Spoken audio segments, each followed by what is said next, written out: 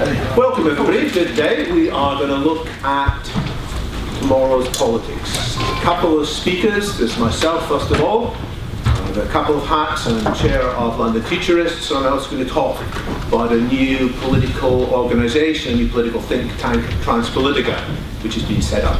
And then later I'm going to hand over to Amon Twyman, who is the leader of a new political party, the Transhumanist Party. And between us, we're going to be offering our suggestions on 4 questions. And the question boils down to, how should politics change? But just out of curiosity, I mean, do people here feel that politics is okay, it doesn't need to change, and the political process is doing all right? It's one of the kind of high points of British life. You know, we're very good at music, and we're very good at politics and the BBC. Would you agree with that? I'm assuming the fact that most of you are here, you think that there is some scope to do politics better. And I would say not only that there is scope for it, it is an imperative. And that's what I'll be running through. Let's break that question down a bit.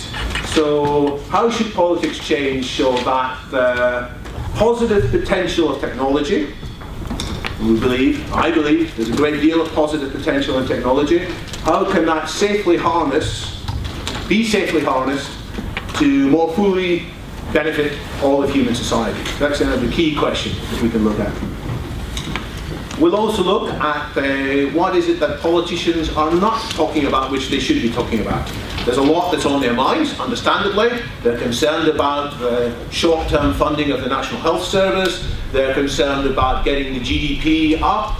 They're concerned about education and is there enough room in the schools. All of these are important matters, but maybe there are other very important matters which we wish they would put more of their attention to. So you'll have a chance to offer your answer to that question shortly as well. There's another question people often ask me, which is, well, why are futurists, transhumanists, why are we concerned about politics at all?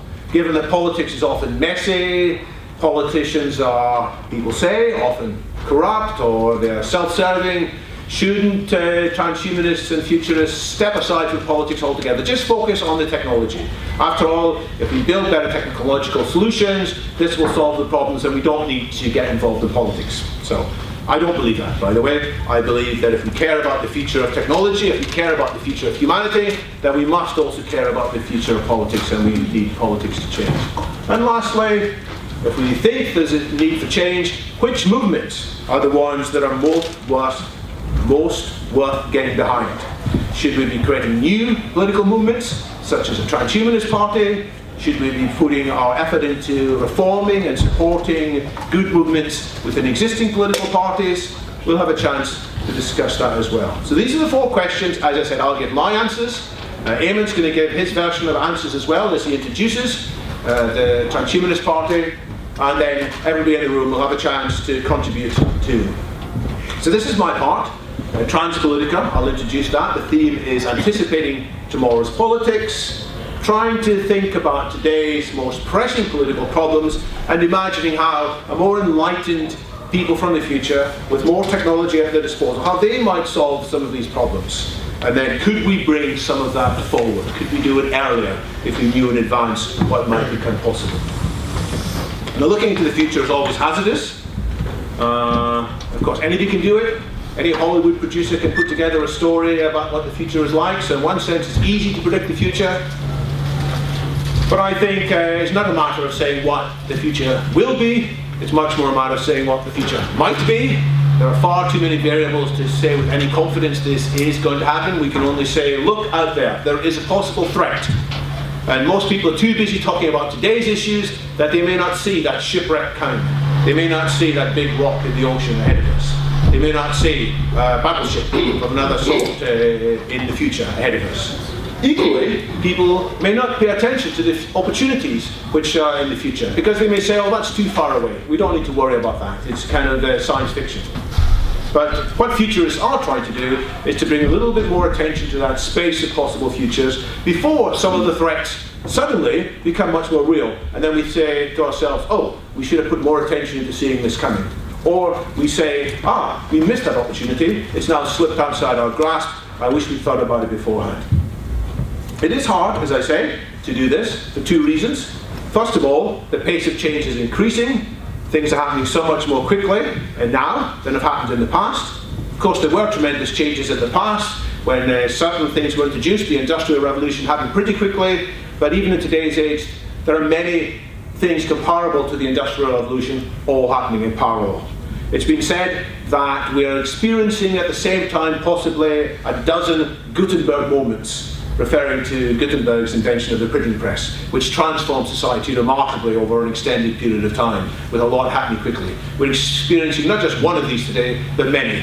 And so there's a lot of change happening quickly, and the fact that there are many of them happening in parallel makes things even harder to predict. If we just look at one possible technology trend, we can convince ourselves that we understand its likely trajectory, but in reality, there are many other trends interfering with it, colliding with it, converging with it. So that makes it hard, but collectively, we can learn to do it better. Collectively, we can put more of our attention into analysing these possibilities. Collectively, we can decide, here's what makes a scenario likely, and also, by the way, here's what makes a scenario attractive and desirable. So that's the big picture. And I'm going to come back now to looking at tomorrow's solutions to today's most pressing political problems. I'm going to look at the possibility that we can envisage what the positive qualities and characteristics of the future society will be, the possibilities enabled by technology. I'm going to look about what can we do in terms of taking practical steps to make these scenarios happen safely and more quickly. And at the same time, let's be aware of the risks out there. Let's be aware that this technology might make things a lot worse. We can have autocrats using it, we can have the fraud, we can have security violations, privacy violations. There is no guarantee that technology will make life better and make politics better. Let's be aware of these risks and let's guard against them carefully too. So what are today's most pressing political problems? YouGov, a political polling organisation, have got their own views on this, or rather, they represent what they have found out by doing surveys of voters. So they do this on a regular basis.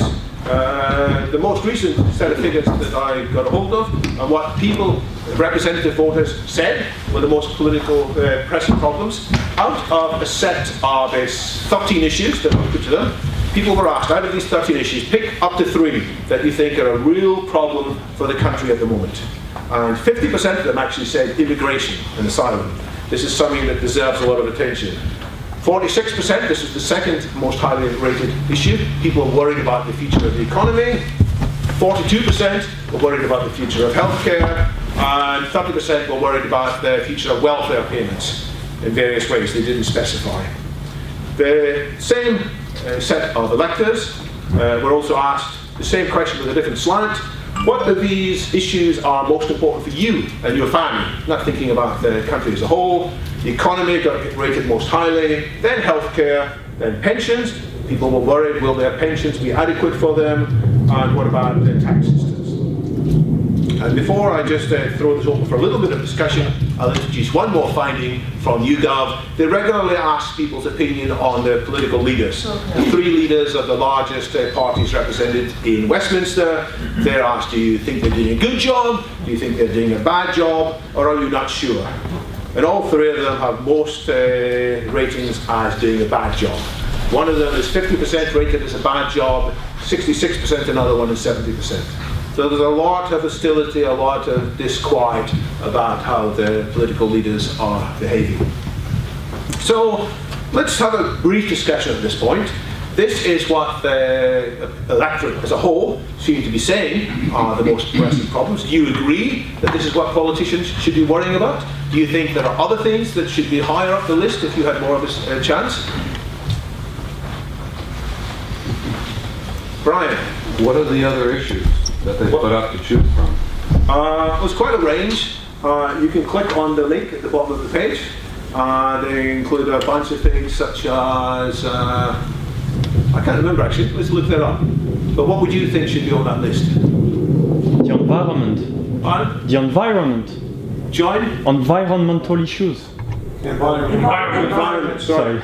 Okay, so none of people saying yes? Ecosystem. Where is there a mentioned ecosystem? So it looks like people as a whole don't rate that as highly as an issue that they're worried about. Anything else? You think world security? World security? Whether there's risks of chaos from the Middle East or from Ukraine or what's going to happen Greece, Spain, ISIS. Okay. So here's my interpretation of some of these issues.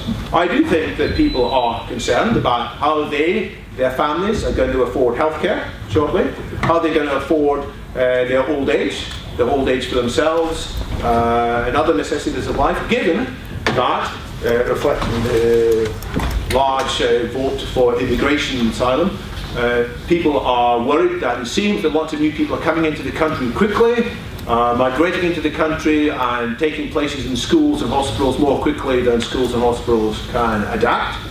People are also worried about the pressures on the health system. There's a lot of news stories all the time about NHS can't afford this treatment, can't afford that treatment.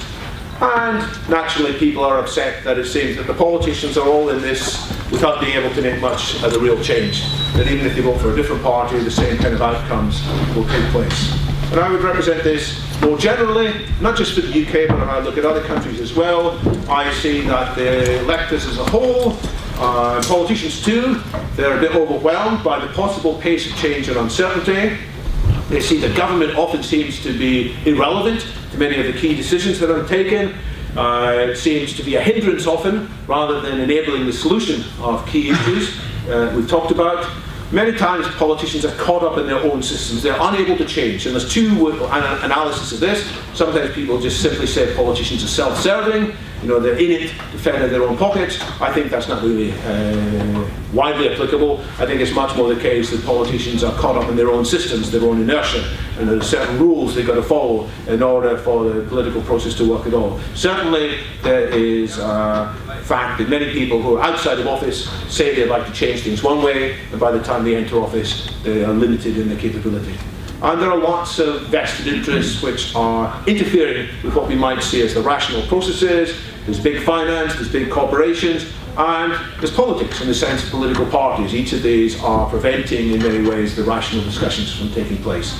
People are often exasperated that their votes, they think, don't matter, especially here in the UK with the first past the post voting system. They fear that they're not able to vote and express an opinion about the party they really like to be in power.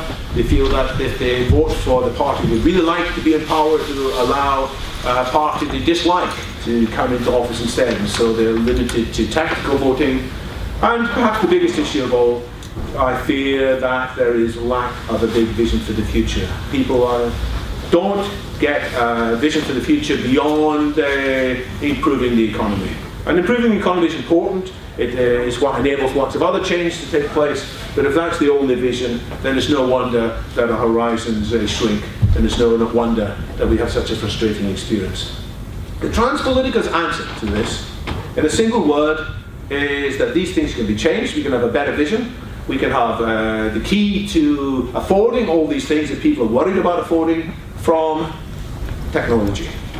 It's my view that politicians are not paying anything like enough vision and attention to the transformative potential of technology.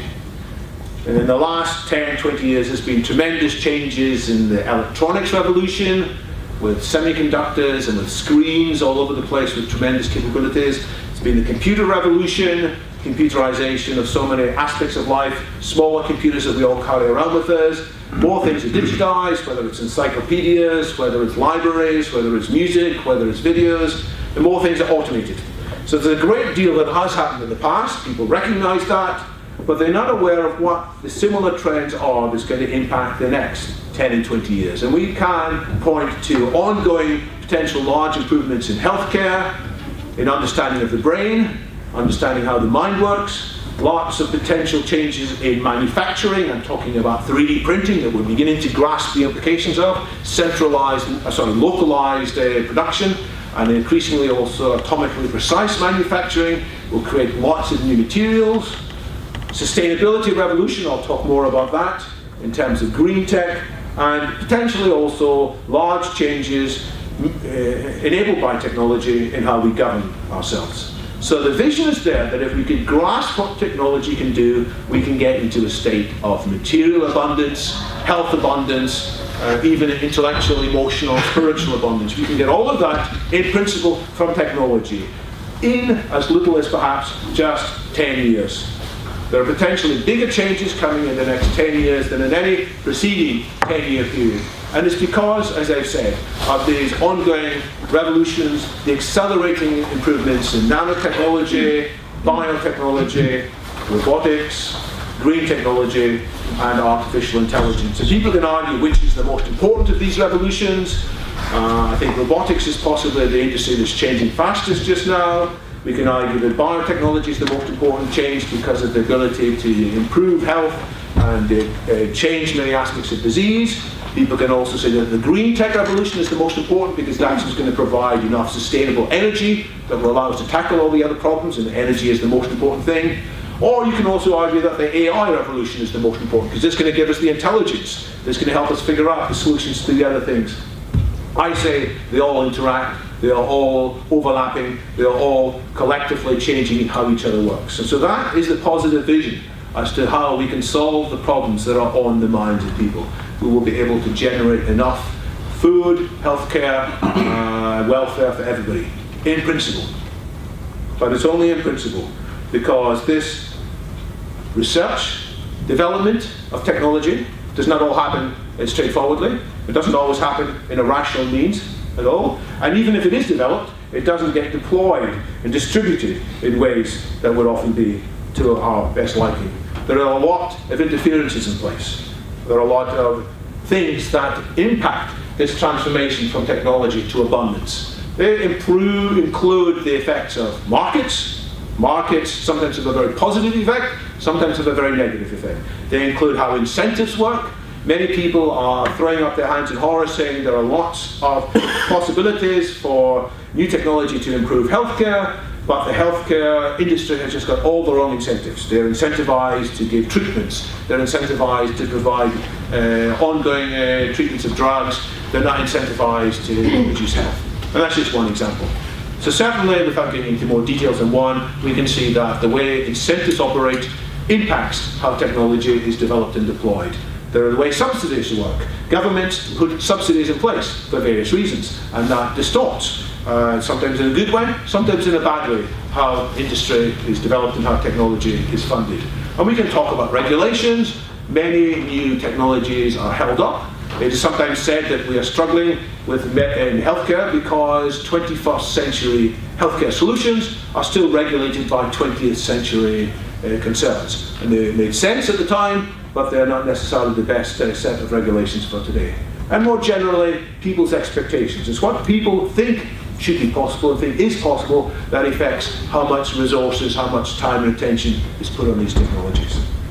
So I'll summarize all of that, step back a bit and say that politics is very much at the base of many of these factors, and if we are concerned about the future of technology, if we're concerned about the future of abundance, getting this created and distributed, we must very much be concerned about the future of politics.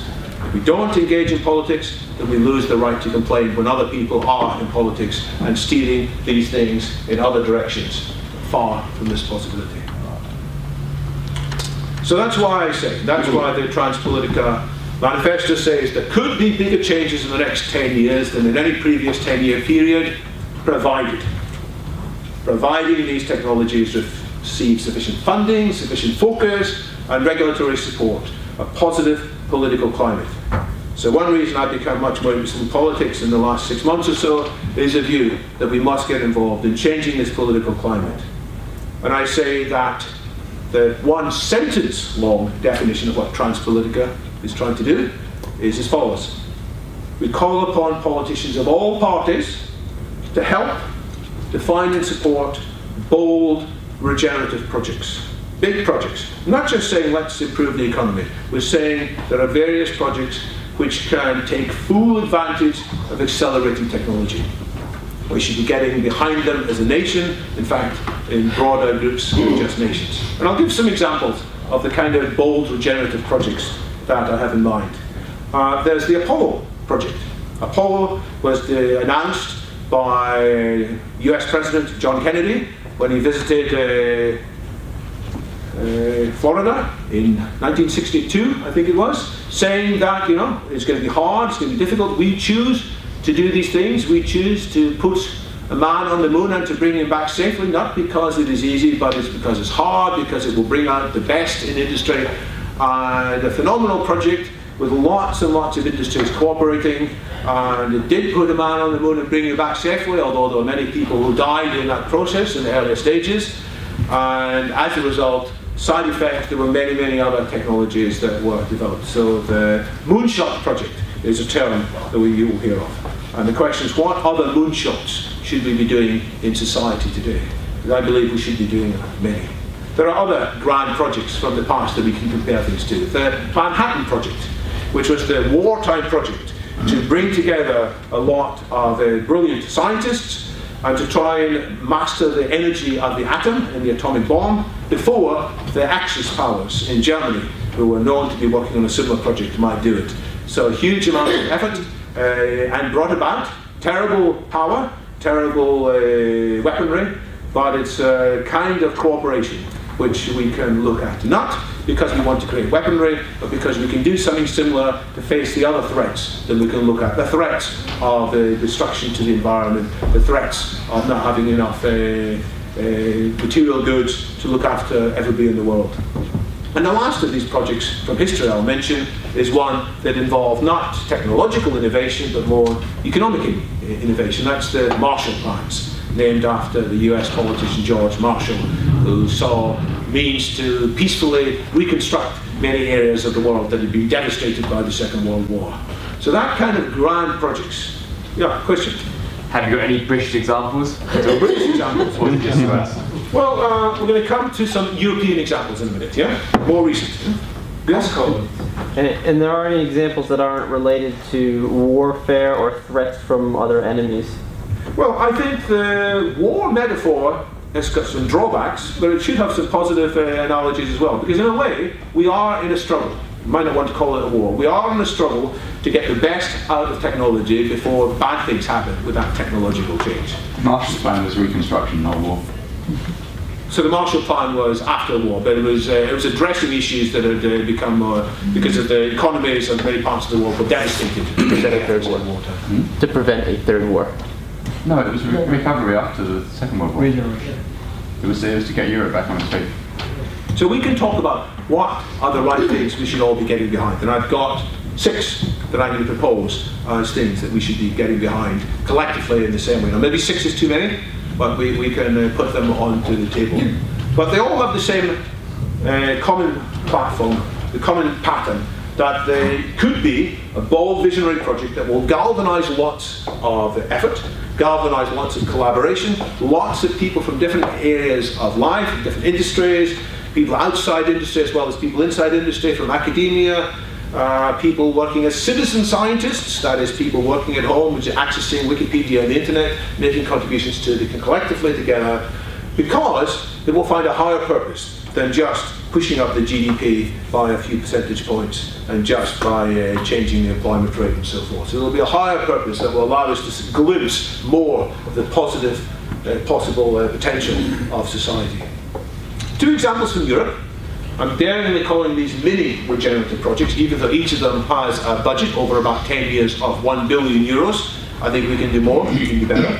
There is the Human Brain Project, which is underway, and you can look up what the Human Brain Project is described as, but basically it's trying to understand the brain by a combination of studying the brain itself and also by mimicking the brain through artificial intelligence. And there is a lot happening in terms of, if we can gain profound insights into what makes us human, we can develop new treatments for brain disease. After all, brain disease such as dementia, Alzheimer's and so on is costing the British economy huge amounts of money. Arguably, the impact of these dementia diseases is even more than the impact of cancer, although in some sense it's not such a sexy problem, and so the media tends not to focus as much on them. Possibly also because people are still struggling to see how any cure can be done. But if we can understand the brain better, then there are lots of possibilities there. And as this says, today, for the first time, modern ICT, information and comms technology, has brought these goals within sight. It's a crossover. You can go, the improvements in one technology give us insight on what can be done elsewhere. So this is a project I certainly support. And then there's the graphene flagship. So graphene is a new sort of materials. It's a single plane of carbon and developed, I think, in Manchester first, in the UK. And they want to take graphene and other layered materials and hybrid systems from a state of raw potential to a point where they can revolutionize multiple industries, put Europe at the heart of the process with a manifold return on investment, not just financially, but as technological innovation and societal benefits. So these are the kinds of examples I look at, and I think they're worth applauding, but I think they're just a glimpse of bigger things which the whole society should be getting behind, because most people don't know much about them. Occasionally they hear about these projects, but they're nothing like as much in the news as they should be. So what I'm going to highlight here today, as is highlighted in the Transpolitica manifesto, is 6 large regenerative projects, and we can discuss afterwards if you think some of them are less important or some of them are more important. But I will start with making sure that we can take advantage of technology in a way that's clean, in a way that is not impacting the environment, that is not putting more and more stress on the planet, that is sustainable in a way that we are not using up the planet's resources. And that is possible because there's plenty of renewable energy sources on the planet. There's enough sunlight hitting the Earth every hour to meet all of humanity's needs for a year. There's huge amounts of wind energy, wave energy, geothermal, and so forth. And with energy, we can then do things like desalinate seawater and turn it into fresh water. We can also do things with agriculture, vertical agriculture, synthetic meats, which means that there's plenty of food, healthy food and drinks, shelter for everybody, especially when we use new materials, such as graphene or other new materials. There can be enough material goods for everybody. And in terms of waste, I think actually the trend of technology is that the amount of impact on the planet can come down a long way. There are many aspects in which, in order to create the amount of food, we can do that using less of the planet than we are today. And we can also use clever recycling technologies to take what waste we do produce and turn it, as nature does. Nature's very good at reusing waste. We can turn it into things that are positive. So this is a grand project which people look at and see it's possible. The issue is that it probably isn't happening anything like fast enough. And the various green technologies, this is a green project, you might see. And by the way, it's a bright green project rather than a dark green project. Bright green in the sense that we believe we'll get the sustainability by embracing positive technology rather than being fearful of technology. So this can be achieved provided maybe many of the subsidies that are in society today are changed and more focus is done in creating. So there's enough material energy for everybody. This is a grand project that is within our grasp. The second big regenerative project looks not at our possessions, not at what we eat, not at our goods, but at our health. As we saw earlier, people are concerned about the costs of healthcare, and understandably. Things continue as they are. The health service will be bankrupt because of the increasing costs of chronic diseases such as diabetes, asthma, heart disease, COPD, and schizophrenia, and other chronic diseases. But there is another set of remarkable breakthrough technologies collectively called rejuvenation biotechnology, which allows us more carefully, more precisely than ever before to clean up the damage that's in our bodies, and we can address many of these problems at their root.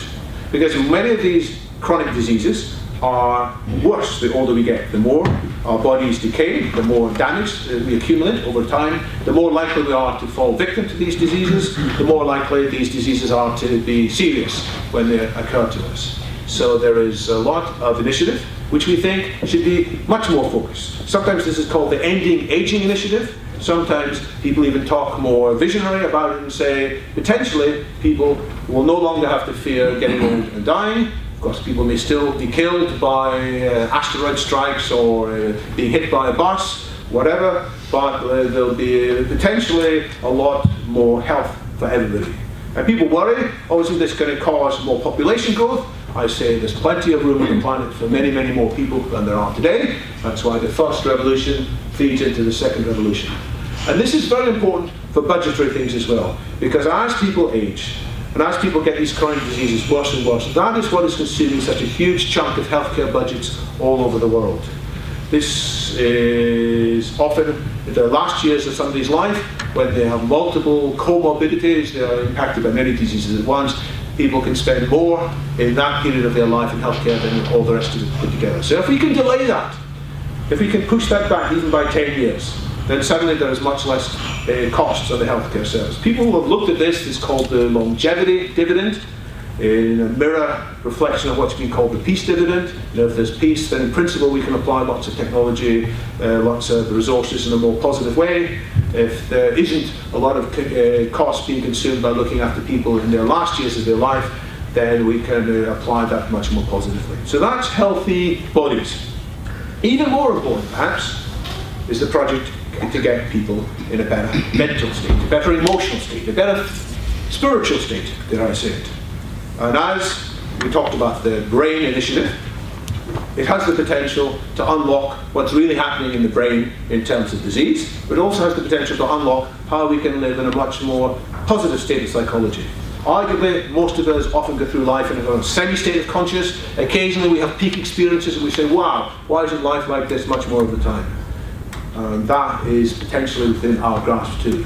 So an improved study of what's happening inside the brain, an improved study of the psychological and sociological and all the other causes that determine our state of well-being mentally.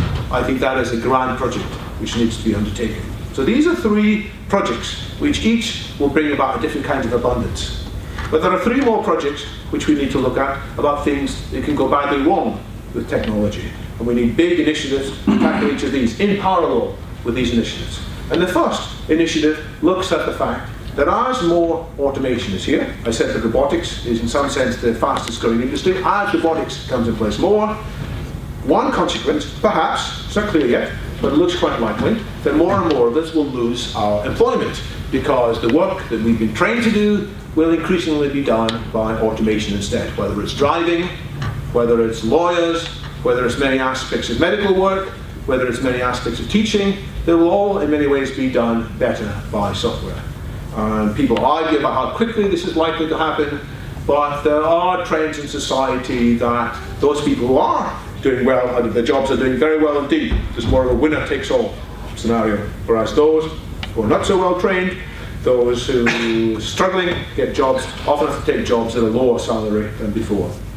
So it looks like there's going to be a need for a new social contract, in the sense that the redistribution of abundance needs to be applied by society as a whole, rather than just leaving it to some kind of trickle-down scenario. So it's not quite clear how this is going to work out. Some people say, oh, this is socialism, it's bad news. I might say it's technological socialism, which gives it a slightly different flavour. There are certainly drawbacks to redistribution. I'm not saying we should rush into them. There's a whole kinds of matter of how do we look after proper incentivization. But I do think there is a grand project here. Not so much a technological project, but that's here. There is a grand project in reconstructing how society works, perhaps involving universal income of some sort or another. So that's one big threat that technology might bring to us. If we're not careful, more people will lose their jobs, more people will be alienated by society. They will feel they're part of the 90% or the 99% or whatever who have missed out. And many of them, if we're not careful, will become alienated and angry, and they will join the likes of IS or other movements depicted in Hollywood movies, which we can look at and say, well, you know, there are some people who do want to destroy society, they're so angry about it. And especially if these people have access to terrible weaponry. They've already, IS, making good use of the weaponry of YouTube, they're having a big impact on that. But there are other things that these terrorists can do too. So we have to address more of a sense of inclusion. But there are other bad things that technology might do. We sometimes call them existential risks. There are risks of new diseases as we are able to create new life forms through genetically modified life. There is the risk that we will unintentionally create new pathogens, which will be terrible diseases. This is happening all the time. Diseases evolve. There are new variants of flu that we need to pay attention to. There's Ebola, which we need to pay attention to, but there might be something worse that's created intentionally or unintentionally. So that's one thing that could go wrong. We still have risks of a nuclear war. I think sometimes that's underplayed now. When I was younger, it was certainly the #1 risk that people would spend a lot of time at university. I was involved in countless debates about the best way to prevent the existential risk of nuclear war. I think that was an appropriate thing to think about. That risk hasn't entirely gone away. The Russian president was quoted recently as saying that he almost was thinking about the possibilities of using nuclear weaponry or threatening to use nuclear weaponry in Ukraine. Whether that's true or not, it's hard to say. But there are risks of unintentional nuclear war. And there are other existential risks, which might include the growth of robotics, not only killing jobs, but unintentionally killing people. Whether it's robots that are designed to work in the battlefield, drones, which currently are still operated by humans, but there's going to be more and more pressure for some of the drones to have their own autonomy, to say, I spotted the bad guy, we should bring down this bad guy, without referring it back to slow-moving, slow-thinking humans. So there's pressure for that. There is pressure for AGI, artificial general intelligence, to have more power over trading, stock trading, and investment decisions, because it will do it better in many cases than humans. But then what if they do make a mistake? What if there are unintentional consequences to the way they're programmed? What if there is a collision of different motivations? So I think we can solve these issues. I'm positive about humanity's innovative skills. But I don't think this is going to happen straightforwardly. So we need a big initiative to become much more aware of what are the real risks and issues, not just the issues and risks that are highlighted in the news, which are often biasing what we think because of the so-called availability bias. What we see on the news influences what we think about our real worries. We need to do this much more systematically. We should not just be frightened of them. We'll have to put steps in place to manage these risks and avoid the existential threats. And the last risk I think we need a big regenerative project to fix is that of bad rationality, bad government. Because, as I said at the beginning, some of this technology could be used to turn governance even worse than it is today. But, in principle, we should be able to use rationality, new rationality of artificial intelligence, to do things like automatically fact check what politicians say. So as politicians are speaking in real time, systems should be running in the background, putting up a little thing and saying, well, by the way, this is only half of the truth, you know? And that would make things much, much, much easier. Now, it's a difficult thing to do. Figuring out what's true and what's not true is, of course, a very difficult question. What is a scientific method? What's not a scientific method? People have been arguing about this for hundreds of years. But in principle, we can do this. In principle, we can involve more people in discussions. In principle, we can do things a lot better than first-past-the-post decisions. In principle, we can also put more safeguards in place for anonymous, private discussions, so that people needn't be worried that their political views will get them into trouble, and so forth. So this is the 6th big initiative that I look for, using technology to improve governance. And if we can do that, this relationship will be helped by governance, rather than governance getting in the way of this. Technology will improve governance, governance will improve technology, and this will actually help improve abundance. That is the vision ahead. There's one more player in this picture, as you can guess, which is education. The more people are educated, the more people are informed, the more they're able to contribute to coming up with positive solutions, the more they're able to participate in collectively solving these grand challenges. So this leads me on to a bunch of enablers. I've talked about 6 big projects. I want to talk briefly now about 4 enablers. And the first enabler to these big regenerative projects is education, which, if done right, will also lead to more abundance. So at the bottom of these big projects, we need to do education a whole lot better than it is now. Because what people are being educated for is often the problems of the past, where people are being taught various skills which are no longer applicable. And the kind of skills that are now necessary can be, will need education to be done in different ways. So I won't go into details about that now. There's various issues about that online. I'll mention also the need to change how the regulatory systems work in terms of a proactive approach rather than a risk-averse approach. There are many medical treatments that are being held up for understandable reasons, but they're being held up because of the inefficiencies in how patents work, inefficiencies in how incentives work. And last I put in here a progressive transhumanist rights agenda in terms of ensuring various rights, not just for humans, but for other sentient creatures, and increasingly for AIs as well. I won't go into that in detail now. You'll be able to read more about that online. And the last of the enablers is this word money. Because I'm all very well talking about these grand projects, but how are they going to be funded? And here briefly is my vision as to how these projects can be funded. A lot of people can get involved, as I said, by citizen scientists. There's a lot of positive motivation that can be applied and tapped into. Many people do have a bit of discretionary time and instead are getting involved in some of our current activities. Pleasant though they are, in our spare time, we can have more people participating in collectively working out the solutions to these issues. And so the volunteer movement is something that is growing, and we can do a lot more with that. So that is the first angle. Then, as the spend is taking place, there will be paybacks. So as we address some of the healthcare issues, there will be benefit from the longevity dividend. So less budget will be consumed by end-of-life healthcare, as is summed up in the phrase that prevention is cheaper than cure. Also there's the phrase that a stitch in time saves 9. Then, we don't need every single country to do all this work independently from each other. There is certainly scope for sharing work across different countries. That these projects aren't just British projects, they should be projects in which there is greater international cooperation. And as we look ahead, we can dare to dream that a lot of the budgets that are understandably tied up today in defence can be transferred into some of these regenerative issues instead. So this is the peace dividend. There's a lot of loopholes in the current tax system whereby multinational companies have not been paying anything like their fair share of taxes. I think this is now starting to be addressed, but not very effectively yet, by the contemporary politicians. There's certainly scope there for ensuring more fair share being paid. And I think there are new taxes probably should be introduced along the lines that the polluter pays. So if people are, as a consequence of the industry, impacting the environment in bad ways, then government should be imposing more rules. It's not something that can be done by one government in one country in isolation. This really does require some cooperation. So as the international cooperation collectively look using these problems, I think there is scope for finance to be raised there.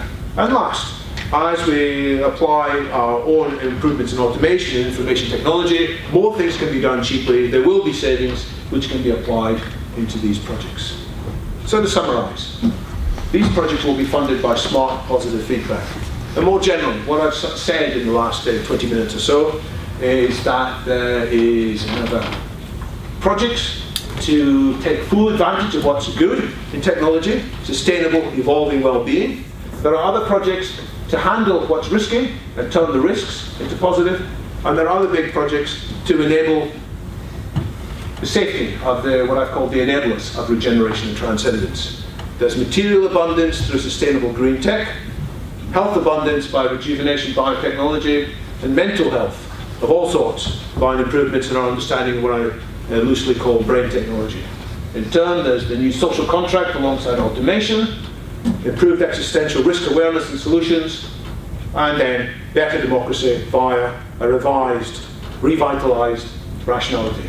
And the enablers, education, a 21st century regulatory framework, progressive transhumanist rights, agenda, and projects funded by positive feedback. This, in summary, is what I think our politicians should be spending much more time on. These are the discussions that should be on the news. They may not be as short-term, they may not be as hand-to-mouth day issues. They're all big issues that if we don't look at them now, we're going to regret in 10 years' time not having looked at them more fully.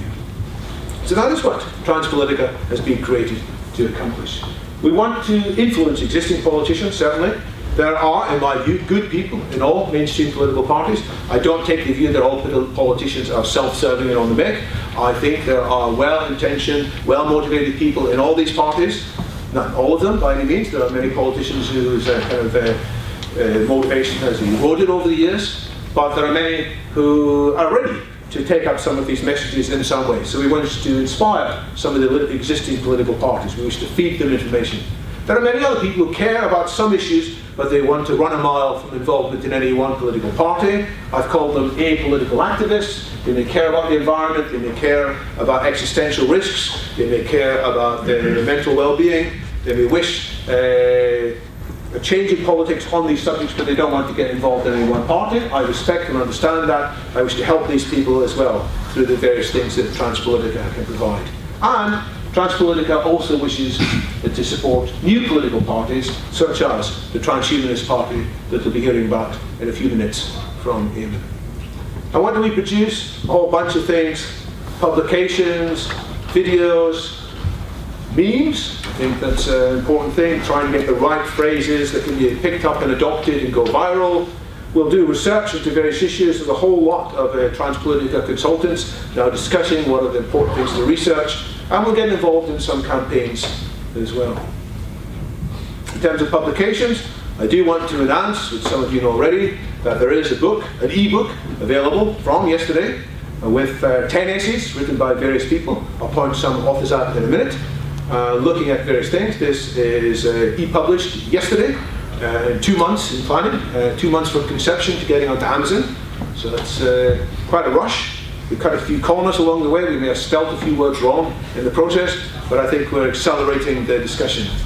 It's available for less than a cup of coffee, just $3.50, and the funds from that will help to pay for future meetings and indeed pay for today's meeting, amongst other things.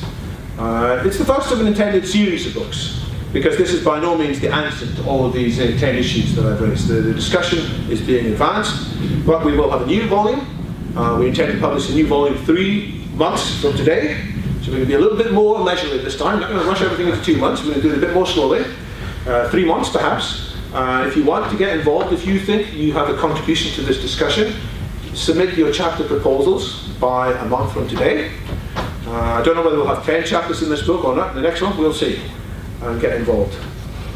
Thanks to a whole bunch of people who made this book happen, by the way. We have Alberto sitting somewhere. There's Alberto, yes, thanks. He did this book cover, and he did a video that I'll be showing in a moment too. Alexander, yeah, did a whole bunch of reviewing, fantastic work. So some of the good things that are in the book are because Alexander noticed them and helped to fix them. And then all the other authors, by the way, many of them reviewed each other's chapters, so these are collaborative works, so thanks to them. In terms of what's in the book, well, at this stage I'll try and show a short video. This is a video that has just been produced this morning, so hot off the press. Now you won't be able to hear it very well. Audio in this room is a bit strange, so if you just listen very carefully, you should maybe catch this. What will politics be like in the future?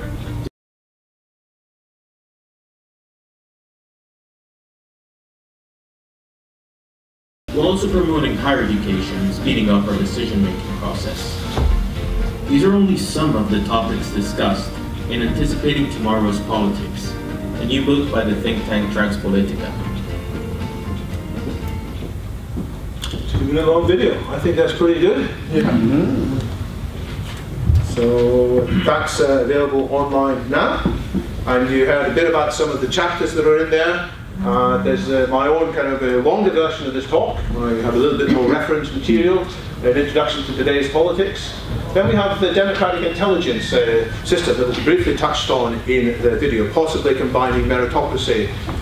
Where's Stephen? Yeah, so Stephen is the author of that chapter. It's also based on work that he did in the Peace Grand Challenge that the London Futurists organised with the Singularity University last year. So that chapter has evolved. So if you're interested in how that system might work, you might quickly chat to Stephen.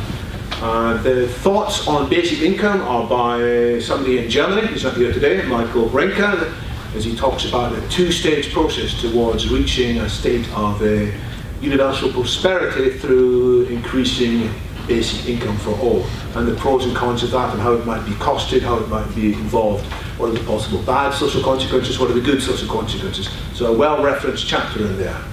And then there's a chapter by Roland, sitting right at the back. So Roland has written about the implications of AI tools, especially the AI tools that we carry around with us, smartphones, which can impact all kinds of things about healthcare and education, but also governance. And Roland says we should be collectively much more involved in steering these AI tools. So it's out there. Valdemar Ingdahl has written a more libertarian chapter, saying that there is a form of anarchy we should look more carefully at, called market anarchy, in which we have no longer capitalism, but there are still markets in place, with a minimal role for central government. Very interesting article. So Valdemar is based in Sweden. Then we have a chapter that we're going to hear about in a moment from Amon Twyman, who is the lead of the UK Transhumanist Party and the secretary for the global Transhumanist Party, looking at this new phenomenon. And then we have chapters from people who are based in Spain, looking at the general set of visions, including Star Trek's vision for the future, various other movements' visions for the future. Fascinating set of references in there. There is Stuart Mason Dambert, who is based in New York. He has written about the fact that many political change initiatives falter because they're not sufficiently honest in terms of assessing the human nature, the nature that we have inherited from evolution, the nature which often means that we are selfish and spiteful and angry. He's got a fascinating set of studies in there. Then we have Maximo Armala, who's based in Argentina, looking at how we can speed up biomedical research by a transformation of the patent system. Patents have good purpose historically, but the way they work in practice in at least some industries is no longer optimal, so he proposes a change to how that system works. And then last but not least, we have an article by Saleh Barem, who's based in the western part of the United States, looking more generally at the acceleration of politics happening in tandem with the acceleration of technology, how things are or could approach an abundant society. So that's all there. And as I said, this book is available for less than the price of a cup of coffee. I look forward to people reviewing it online. If you like what you read or whether you don't like what you read, I'm sure there's at least one or two chapters that you can like, and you can focus your reviews on these and accelerate the discussion. So that was a quick whistle-stop tour of Transpolitica. We're going to move on in a moment to looking at a new political party, Transhumanist. I will take a few quick comments at this point. Yes? Yeah, so thanks very much. That was really interesting. So I was thinking about your 6 different projects. Perhaps you could put up that slide, please. So because there seemed to me to be a bit of an asymmetry between those different projects. So there was, and one of the projects is really key. That's the one that has to do with political rationality. Actually I was thinking about those with like 6 different, oh, never mind, but you know what I mean, like the 6 different projects. Because I was thinking that some of these projects might actually be quite hard to sell. And someone mentioned here, like there was one previous project which was the Concord project, and that failed. That failed ultimately. So it's like, especially conservatives, they will point to projects like that and say, "Oh, these large-scale projects, they always fail. This is like Soviet thinking, or whatever."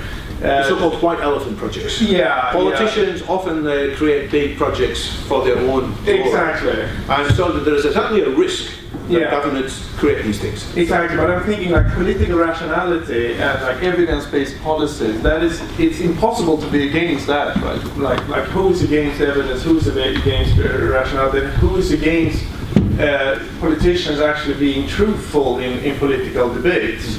So this, I think, really is the key. And so, because here you can find lots of allies. There are lots of people actually working on evidence-based policy in the UK.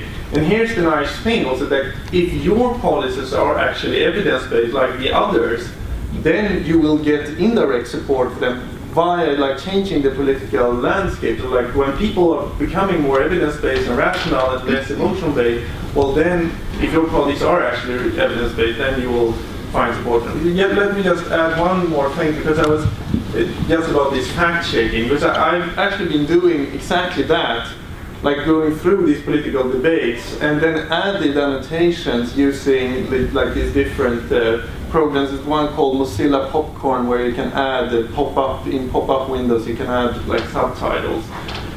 So this is perfectly doable already. Like, well, it's even better if we can get an AI to do it, but that's a bit further off. But the one thing I wanted to say was that you don't only want to do fact-checking. You also want to point out all of these, evasive techniques and all these other things, but fallacies and so on that politicians are also doing. But I think actually this is something that you should work on, or people should consider actually doing, like going massively into the area of political rationality and increasing the standards of debate. Because, yeah, if you have good evidence for your policies, that should benefit you.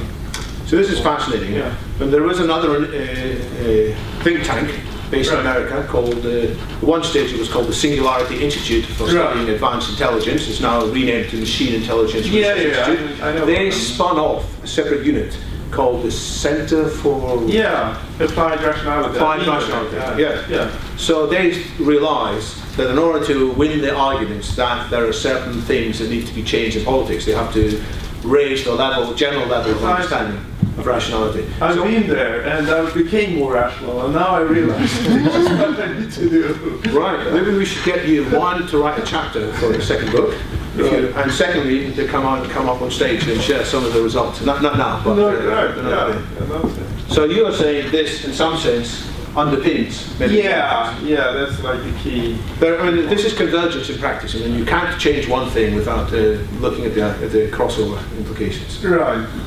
Any other comments? So, Tim? I want to be critical about the rationality aspect. I'm actually 95% persuaded by all this. I think it's a really good initiative, so I want to start that straight away. And I think we need it very badly, especially in relation to looking at evidence-based policy. But I know about politics because I've lived it and worked in it, and it is the worst of all illusions that anybody going into politics believing can ever be truly rational. And one of the things, and the reason for that is that it depends what sort of rationality you talk about.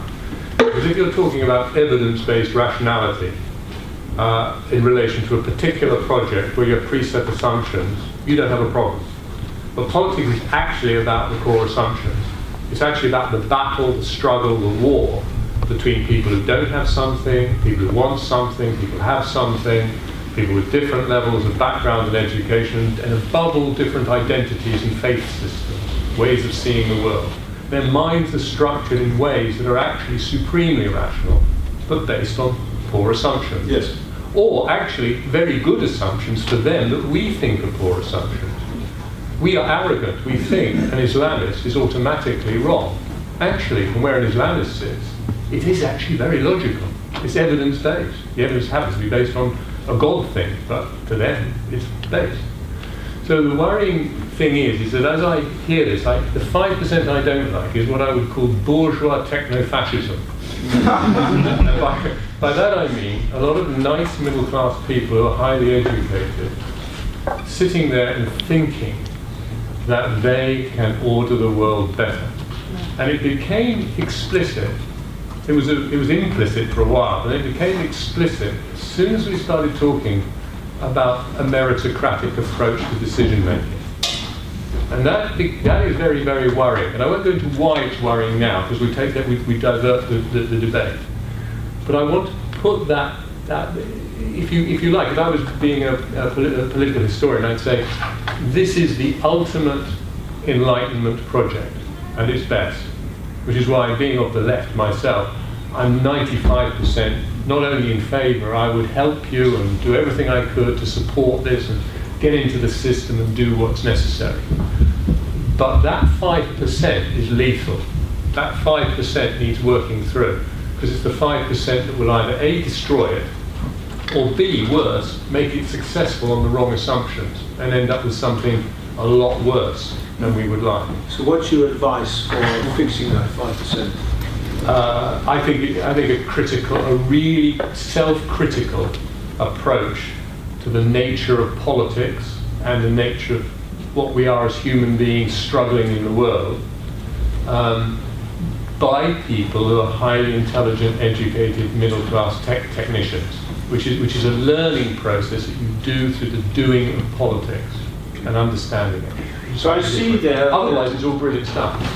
Well, I'll take that. 95% I'm certainly to work with. All right, I can answer, but let's hear some more voices. So, Eva? Yeah, you see, you're talking about science-based evidence. And whose science-based evidence? Even in case of climate, we've got one group of scientists saying it's all rubbish, it doesn't exist. The other, very eminent scientists saying, yes, we have the problem.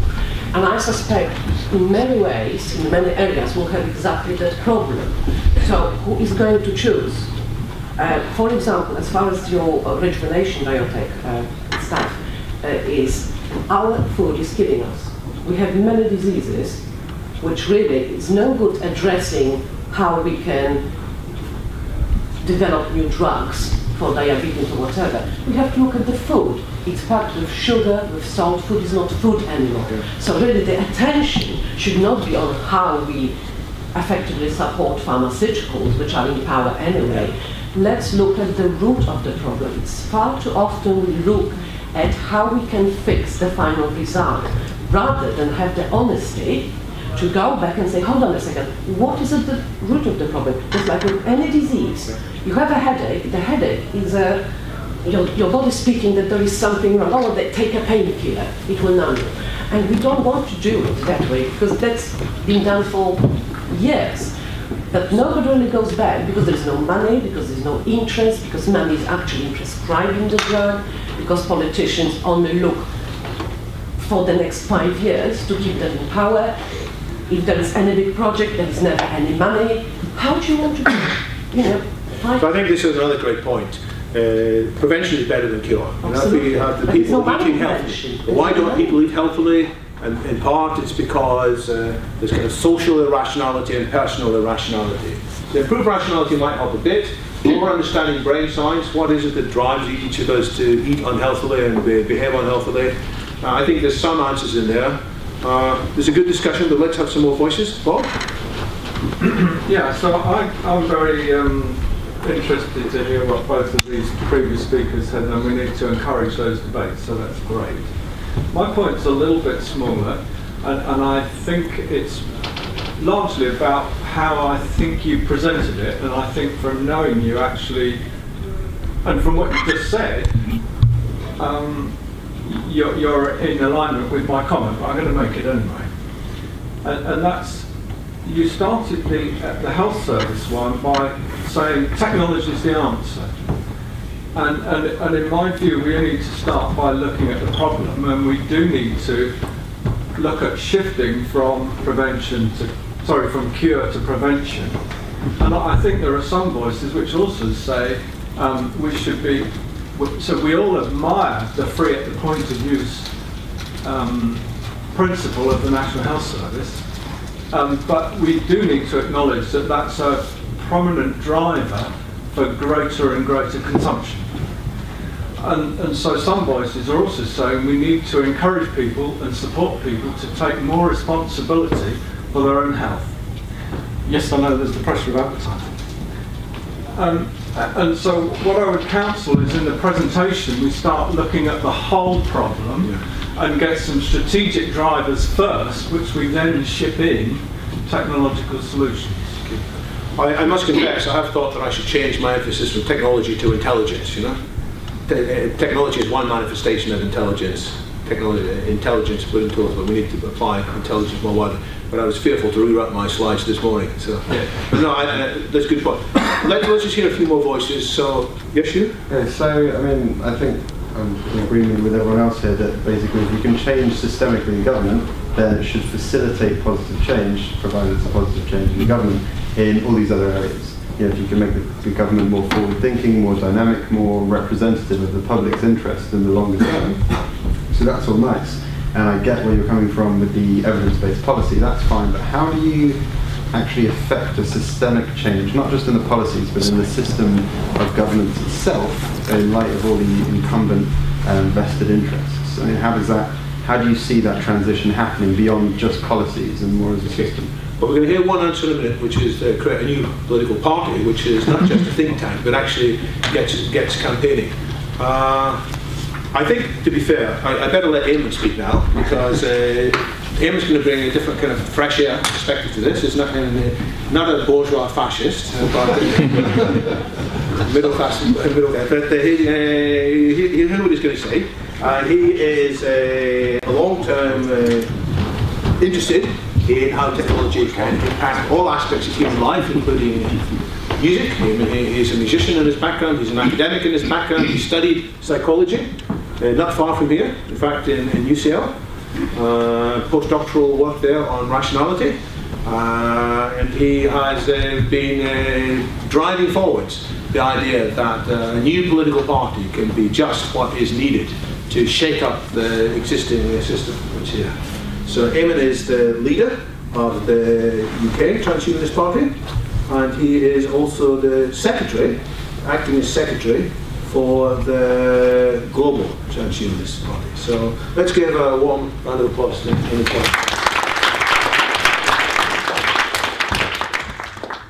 Hi all. So I think the kind of conversation that we were just having, we're going to be able to pick it up nicely the moment I finish speaking, which is good. These are important questions. I think broadly speaking, David's been talking about two things, the what and the how. The what is being basically addressing the issue of massive change that's on the way, that we're going to have to deal with as individuals and as a society. And I personally believe that if we just were to try to pretend that change isn't coming, then most of it is going to turn out bad. Either because people who have massively different values to us are going to be behind the driving wheel, or no one is going to be behind the driving wheel and we're just going to get a lot of problems. So the idea is about engaging with the massive change that we're going to be getting in exactly the ways that David's been expressing, all of these kind of ideas and more. But the how. Now, of course, David brought this up. He brought up various methods, and one of them, as you know, I'm going to talk about, is to build a new kind of political party. And I'll go into why I think there should even be a transhumanist party in this talk. And if you want a bit more detail about the things I say, this talk's adapted from the chapter in the Transpolitica book. And I think a lot of the chapters are all coming from a similar sort of a background and place, so I definitely recommend checking out the book. But before kicking off, I'd like to start things by asking you three questions. So this is going to be a stick your hands up in the air kind of question. And take a look at everybody else in the room, see how many people are putting their hands up. For a start, hands up, please, if you feel that the human and societal condition could physically, it is conceivably possible to improve the human and societal condition. Can you use technology to improve people and society? Okay. Hands up nice and high if you believe that. Okay. That, I think, is just about everybody. There might be one or two people who've got a caveat in their minds, so they're not putting up that. No, keep them up, keep them up, keep your hands up, keep them up. Right, we'll be quick. Second one then. Given that you believe we can, keep your hand up if you believe that we should. Now, I will add one little caveat. That's assuming that the person or the part of society being improved gives their consent. We're not forcing it on anyone, just giving them the option. Okay? I think maybe one or two hands went down, but pretty much almost everyone who believes we can also believes we should. Okay, now, keep your hand up if you consider, even just yourself privately, consider yourself a transhumanist. Right. 3/4 of the hands just went down. Okay, you can put your hands down now. I've got news for you. You are a transhumanist if you answered yes, kept your hand up for the first two questions. It doesn't matter what you say to other people, what you even say to yourself. If you believe that the human and societal condition can and should be improved through technology, you are a transhumanist. End of story. In the same way that you don't actively worship any god or gods, you're effectively a small a atheist, whether or not you ever think about it. Okay? So I just want to start out by changing the conversation. Transhumanism is not the 7 guys down the pub, and they're all guys, who are all down the pub saying, oh yes, and we should have this amazing technology, that incredible technology that's all going to come along in 10 years. No. Transhumanism is believing that we can and should improve the human and societal condition through technology. Simple as that. So if you bear that in mind, let's think about whether or not there should be such a thing as a political transhumanism, or maybe there is already, maybe there has been all along. Okay, so I'm going to keep it to one slide, so it might look a bit complicated, but we're just going to work our way through a few ideas, join the dots, and then go back to the conversation. It'll probably be pretty brief. So first what I'd like to talk about is a unified political transhumanism. What does that even mean? Okay, so first I've got to give you a little bit of background about beyond this broad idea that almost everyone in this room is a transhumanist, whether they knew it or not, which is a nice feeling, isn't it, to find out you're part of something and you never knew it. But there has been a cultural movement that's been brewing for at least 30 years, perhaps longer. If you look it up on Wikipedia, it says that this is a cultural and intellectual movement. Okay, dedicated to this idea of improving the human condition. But traditionally, it's not really thought of as a political thing. In fact, a lot of people would say that it's apolitical, it's pointedly apolitical, that most transhumanists prefer to focus on technical solutions rather than political ones, to the point that a lot of the time they'll just look at politicians who are arguing, they're rooted in the values of the day, they're arguing about really myopic things, they're not thinking about trends, especially not things like exponential change, which futurists and transhumanists tend to think is important. So a lot of the time people say, oh, transhumanism isn't political, even though you get the occasional political transhumanist. I would say that's not actually true. A lot of transhumanists have strong political convictions. They just tend to be really varied.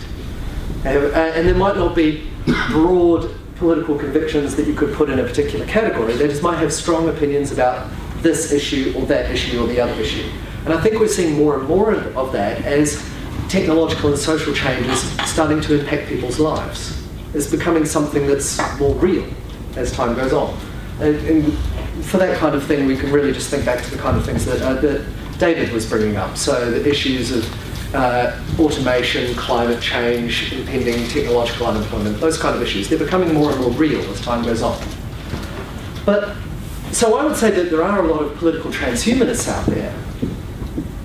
But we've got to point out that this diversity of opinion, it's not the same thing as a lack of political opinion. It's just that there hasn't been one big political transhumanism. There's been no point at which you could say, someone's a transhumanist, therefore I should expect that their political views are this. There was a little period in the late 80s to early 90s when it looked like being a transhumanist meant that you were probably a libertarian. But then, at the time, explicit transhumanism was very small, and even then there were schisms and people who felt very differently about that. But nowadays it's much more obvious that there's sort of a smorgasbord of different political ideas. But another way to think about it is that despite all the political differences that transhumanists might have, some are left wing, some are right wing, some care about this issue or that issue, what they have in common is that they believe in improving the human condition and the societal condition. Is we're increasingly realising that these things are one and the same. You can't improve people without improving society. Now, one thing that people are starting to notice as technology becomes a real issue for real people is that politics matters. If you want your moonshot project and you want the £1 billion that are going to need to go into it, you need to get political. You need somebody to sign off on it politically. Or at the very least, you need what you're aiming to do to not be illegal. That would be a good start. Okay. Now, if someone really doesn't like what you're trying to do, and they've decided that politics is relevant, they're going to have ways to pull your funding or to make the things you're trying to do illegal. They can get in the way. Now, we see this in America all the time. We see conservative religious groups, for example, who have a lot of lobbyists with pretty heavy punching power up on Capitol Hill, and they are not afraid to get involved with politics in order to get in the way of people who they think are trying to make the world worse from their point of view. We need to be unafraid to do the same thing. We need to get in there and have a degree of political engagement in order to do the things, to have the freedom to do the things that we feel will make the world better for ourselves and for anybody else who wants a better world. Now, you might say, okay, well, people can get engaged through their different channels. They can be a part of whatever party they like and so on. But we do know that groups tend to be more effective when they work together. Lots of disparate individuals coming at things from different angles. They're always going to be a little less effective than people pulling together and working in one direction. Transhumanists are no different. Despite their differences of opinion on various points of view, it's always going to be helpful if they can come together in time of need in order to deal with one particular kind of challenge or crisis. And I would say that a united political transhumanism would be useful in that sense, like one place or way in which transhumanists can come together, knowing that the one thing they agree on is that improving the human condition is a good idea, and that they need to engage with politics where necessary to make that happen.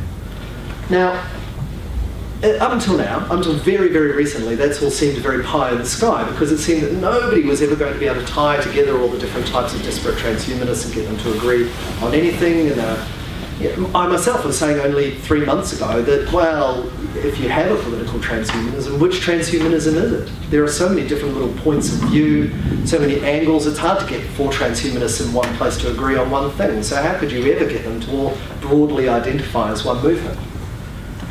And what I would say, well, I'm going to get into the details of how to approach that. I think there's a way forward, and I think it's actually pretty simple. But first, we need to get past this idea that a lot of people would say, is political transhumanism irrelevant, or even worse, undesirable? I'd like to sort of encourage a bit of back and forth here. I've got an opinion on this. You can probably guess what it is, and I'll let you know in a moment. But first, does anyone want to stick a hand up? It's okay if no one wants to. Does anyone want to stick a hand up and say that they think political transhumanism, a political approach to these technological issues, is pointless? Okay? 1, 2, it's pointless. No, sorry, can I just qualify? My question is it doing what Einstein said you shouldn't, applying the solution that is at the level of the problem that created it, rather than going... I think that depends on, I mean, first you'd have to know what solution is being applied to what problem. We're not even at that stage yet, so that's an open question. Okay, so if we've got 3 people, so just for the moment, who are saying that political transhumanism would be irrelevant, would anyone go further and say it's actually undesirable? You'd oppose it in principle. Depends for whom. Sorry? It depends for whom. It does, exactly. And I would imagine, I didn't imagine anyone was going to put their hand up in here, but I was definitely curious. Okay, so, all right. It isn't the way that you've expressed it.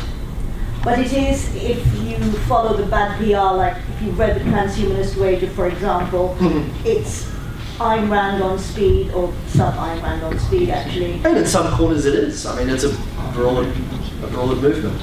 You could say broad church, which is a quick way to wind up a lot of transhumanists, of course. Yeah, you're absolutely right. A lot of it boils down to people's understanding of what it is. And there are so many different things, and some of them are pretty...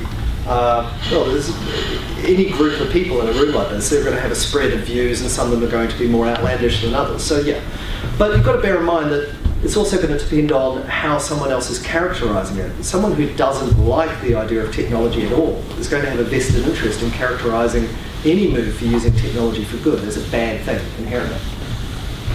So, okay, so we've got a group of people here who broadly think this is not necessarily a bad thing right out of the box, but the question is how? What do you do? So one, we're having these conversations last year. There's been this sort of paradigm shift because a Transhumanist Party was started in the US by Zoltan Islam, who wrote the book we've just heard about. And a lot of people are saying, well, what's this for? And I was one of them. In fact, I was one of the loudest, saying, okay, what exactly is going on here? Because I personally care about transhumanism and politics, and Zoltan stepped up and said, I'm going to run for president in 2016. And, well, no one, least of all Zoltan, seriously thinks he's going to be made president in 2016. But the question is, okay, what do you hope to achieve? And it's, on one level, you could say, well, it's about spreading the ideas. On another level, it could be about making people take the idea that politics and transhumanism are not alien to each other. A lot of different things you could do. Except, it was interesting, over the same period that Transpolitica was coming together, a lot of us came together and started chatting about this and suddenly realising, hang on, this is not necessarily a crazy idea, and what if you actually took it seriously? What would it look like? How would you approach this? And one of the themes in the conversations that kept coming up again and again was this idea of squaring the circle. Okay, so squaring the circle, in case you don't know, is just the idea of taking an analytical approach to reconciling two impossible things. How do you take a million different little splinters of transhumanism and get them to agree enough that they are all one thing, that you could actually call on them all to do something meaningful to defend their movement against someone who wanted it dismantled or blocked, or a certain moonshot project shot down? And this is, in my opinion, this is a pretty much an intractable problem. I think you could go on forever and forever trying to appease this group and that group and say, and because I'm using transhumanism really broadly, we could be talking about lots of different groups. We could talk about activist groups and people who never think of themselves as transhumanists, but they want to make the world a better place. They like the idea of using technology to do it, where that seems to be the intelligent, compassionate thing to do. But they've got nothing in common with any number of other groups who feel the same way. How do you reconcile them having some kind of unity, and how do you do it without just picking one side and immediately halving your potential supporter base right there and then? In my opinion, what you've got to do is you've got to say, well, political transhumanism, if it's anything, it's a movement that says that anyone who believes in that core idea, what they call the central meme of transhumanism, that you can and should improve the human condition through technology, anyone who believes that should always have a platform within political transhumanism to forward the ideas, develop them, the way they're expressed, the way they're worked toward. There should always be an open door for those people. So you can't narrow it down to some smaller subset of the movement, saying anyone who doesn't agree with this idea just isn't welcome. You can't really do that, because then automatically it's not political transhumanism, it's a political thing that's a subset of transhumanism, which is just never going to fly. It's just never going to get enough momentum. So if we're not talking about squaring circles, what's the alternative? Okay. Oh, and I've just... good. Okay, so the squaring circles is one ancient analogy. Another is cutting the Gordian knot. So you've got an intractable problem, and you just think about things in a different way, cut straight through the problem, make it a non-problem. I would say that if we're going to leave the door open for everyone who just agrees with the idea that we can and should improve the human condition through technology, then the way you effectively decide whether their views colour the movement, whether their priorities become the movement's priorities, whether the way they would work to approach a problem is the way the movement's going to do it, is you just say, well, it's whoever steps up. So say we've got a person over here, you could be ruled out from being involved in a few different ways. One is you could say, I disagree with that core idea. I believe that we either shouldn't be improving people or the world, or we shouldn't be ever using technology while we're trying to improve the world. That's fine. This movement is automatically not for you. We believe in technology and we believe in improving the world. If you can't get on board with that, then you're really not on the same page. But the second thing is, once you've said you agree with that, will you actually step up and do something? If you will, then you get to bring your own particular preferences and flavours and approaches and make something of them. If you don't, then you're only deselecting not only yourself as a person, but the ideas and preferences and values that you represent. And so by doing that, by taking that approach, we not only get a movement that's active, that actually gets things done, which might sound like a trivial thing to be worried about, but one thing about transhumanists we've learned is that it's a movement that has exploded because of the internet, but at the same time it's got a lot of armchair activism, a lot of armchair criticisms, people who sit back and say, well, I wouldn't do it that way, except they're never actually going to do anything at all. So what we would say is that this is open to anyone who can agree with the core idea, but then the actual implementation, the details, will be determined by those who step up. Okay? And you can make a virtue of this, apart from a general sense of getting things done, in that you can actually develop this into structures for more direct democratic and rational governance. You can have systems that determine whether or not the different ideas being come up with by the membership actually meet the criteria for a successful outcome. So instead of having this sort of top-down determination, this is exactly what you have to believe if you want to be a member of this movement, these are exactly the policies we're going to pursue, and we're going to predetermine what the way things have to be done in advance. Instead, we take a bit more of a step back. We just say, here's the core idea, and here are the general parameters of what we would consider a good outcome, and then we encourage people to step forward and try different ways of achieving it. Kind of a crowdsourced politics. Now we're seeing, this is part of the spirit of the time, I think. We're seeing this in lots of different groups and movements that wouldn't normally call themselves transhumanists. We're seeing a lot of online petition groups springing up, we're seeing grassroots activism and that kind of thing, and they tend to be quite decentralised. And I think any transhumanist movement that's going to have universality, to be able to say that it speaks for anyone who believes in improving the human condition, has got to be open in that way. So, so should you call yourself pressure group rather than a party? Because once you mention the word party, it sounds very structured. It will be. When you have a pressure group, then you can have those possibilities of... No. I mean, I'll get into this in a moment. Pressure groups will need to exist, and they will exist, they do exist, think tanks and so on. But what I particularly am working toward myself is a party, most specifically. But I'll get into that, into the details of that in a moment. I'm not ruling out pressure groups. I think they're a critical and complementary part of the bigger picture.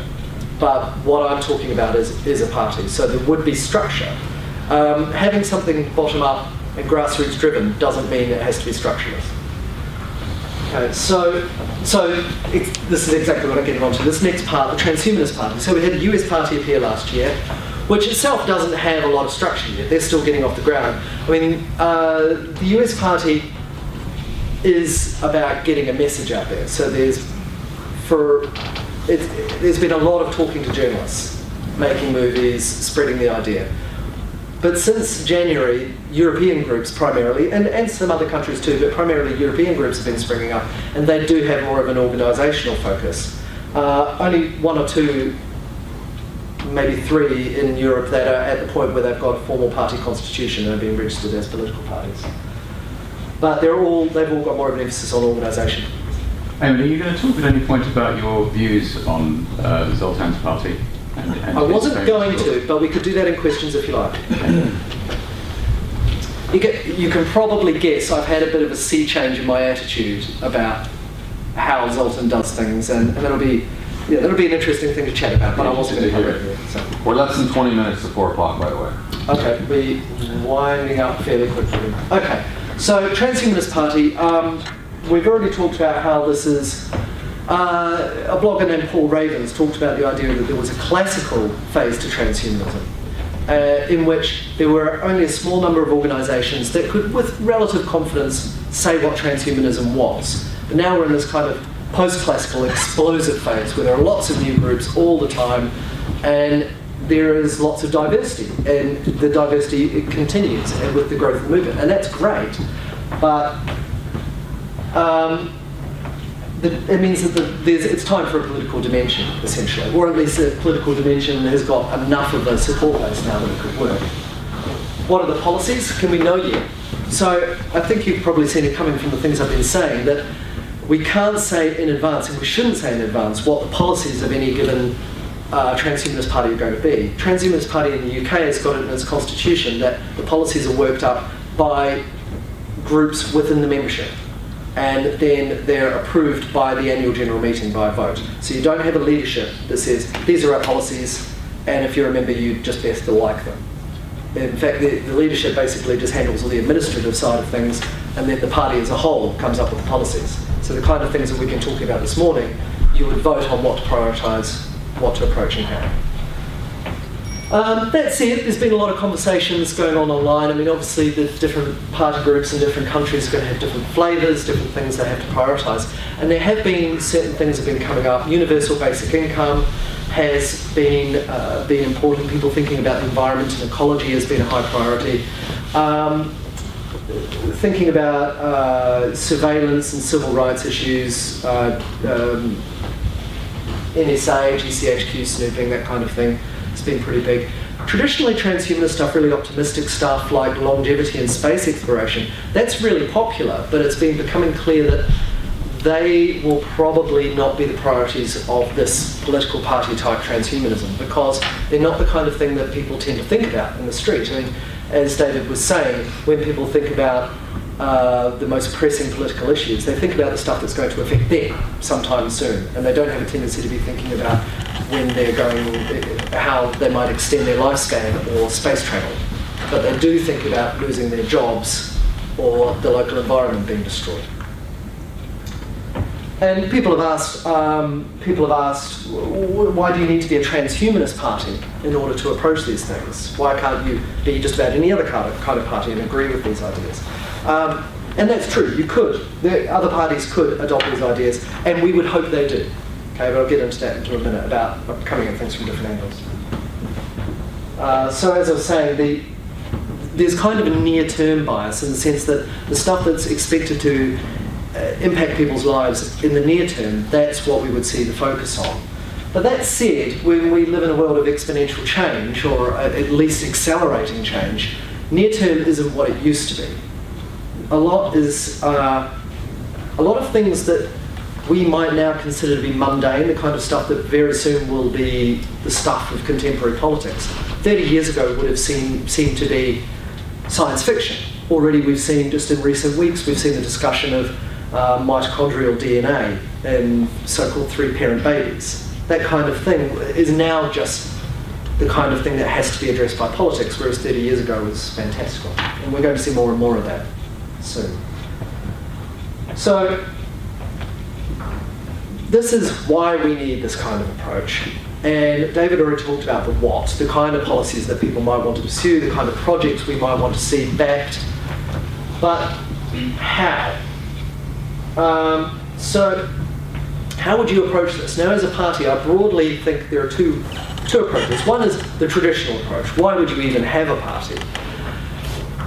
Traditionally, we would expect to see traditional politics, so putting up representatives, asking for people to vote for them, having them operate within a traditional parliamentary context. That kind of thing we can expect to see the most potential for medium-term dividends, I suppose you could say, in a place like Germany where you've got proportional representation system. In the UK, you could have unprecedented success and in 25 years perhaps become the third party. If the world had turned on its head, which isn't a crazy thing to think about when we think about the kind of trends that we talk about here in London Futurists, but still it would take a quarter of a century to have any influence, real deep influence, by the traditional route. But at the same time as going down the traditional route, you can look at non-traditional possibilities. Now, one of them is having complementary approaches. So outside of something like a Transhumanist Party, you have pressure groups, you have think tanks like Transpolitica, IEET, the Institute for Ethics and Emerging Technologies, Future of Humanity Institute at Oxford, all trying to influence other established institutions, such as major political parties, that kind of thing. This isn't a choice, it's not an either or. You don't say, oh, you support a new party, or you support a think tank, or you support an activist, a pressure group.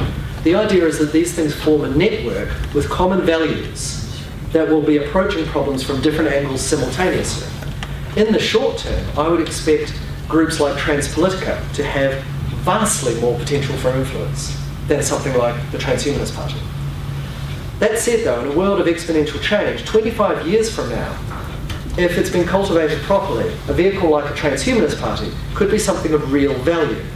Now 25 years from now, if the stakes are really high with some of the trends we've been looking at, environmental change, automated warfare, unemployment, if that's when you need an organisation that's dedicated to your own values, that needs 25 years to get itself built up, you can't start building it then. You need to start building it now if you want it 25 years from now. So what I would recommend is that if you want to see something like this exist, start supporting it now, simultaneously supporting the other organisations in the same network. It's building another tool in our toolbox, basically. So I would call them complementary indirect approaches if the party's a direct approach to trying to get political influence. And also, of course, sometimes you can circumvent politics altogether and go for direct technical solutions. And where we can do that, and where it's ethical and it's the smart way to solve the problem, then good, we should. I'm not particularly interested in politics for its own sake. We should be interested in solving problems. Another thing is that political parties aren't just good for getting votes. They're organisations that, by their very nature, like a corporation or a community, they are decision-making and resource management organisations. They can handle their own internal governance, I should say. So quite often, traditionally, transhumanists have thought about, well, what if a bunch of us were to pack up and move to an island or a seasteading community somewhere, or create an alternative system of governance within a country that didn't mind that too much, or something like that.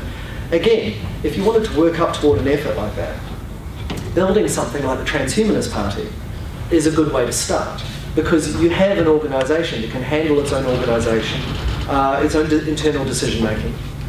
It gathers resources in order to build itself, and it can manage those resources hopefully in more and more intelligent ways, approaching methods of more rational decision making, AI techniques and so on.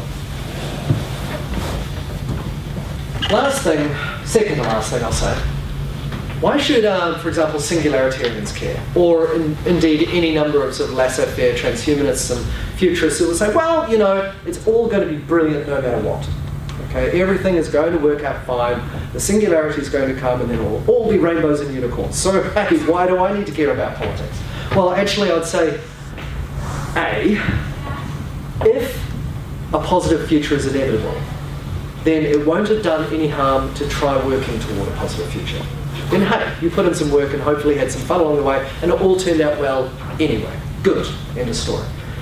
If it turns out, however, that the future is not inevitable, that some kind of role is reserved for human agency, that we had to put in some effort, have some organisation, be ready to deal with at least one challenge along the way, then it behooves us to start working to be ready now, through all channels available. So that's not just this, but also through think tanks, activist groups, every channel available. And finally, singularitarians don't just think about, or when you think about a singularity, or even if you're not too keen on that term, which, you know, depending on the day, I'm not always keen on that term, you just think about vast amounts of change that happen in a very short period of time. That's not always a good thing. And in fact, a lot of transhumanists would consider that a bad singularity is a potentially horrific scenario that's worse than the extinction of humanity. We cannot risk that kind of thing. We cannot risk sitting back and saying, oh, we don't need to do politics, if that's even a possibility. It's incumbent on us morally to do something to try to make a better future more likely. So finally, what I'd like to say is that we'll continue this chat. We're not going to have long here, but we can chat about both talks, and also we're going to be going down to the Marlborough Arms later. So if anyone feels that they would like to get involved, today's the soft launch of the party in the UK, and we're doing a hard launch in a month. The details will be on the Transpolitica site and the Transhumanist Party UK site. You can join the party as of today. It's £25 for an annual membership, and we're currently being reviewed for formal registration by the government. So if you feel that you'd like to ask some questions or offer some views, now's your chance to get involved.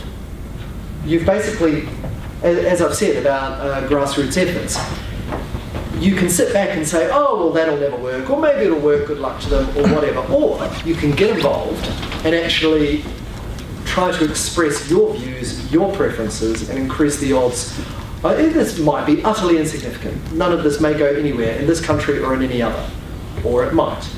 And its character will be decided by the people who decide to get involved, on whatever level or in whatever way they choose, but the people who get involved will either make a difference or not, and they'll decide on the flavour of that difference. And you've got the chance to be the very first people being offered that opportunity anywhere outside of the US. So thank you very much.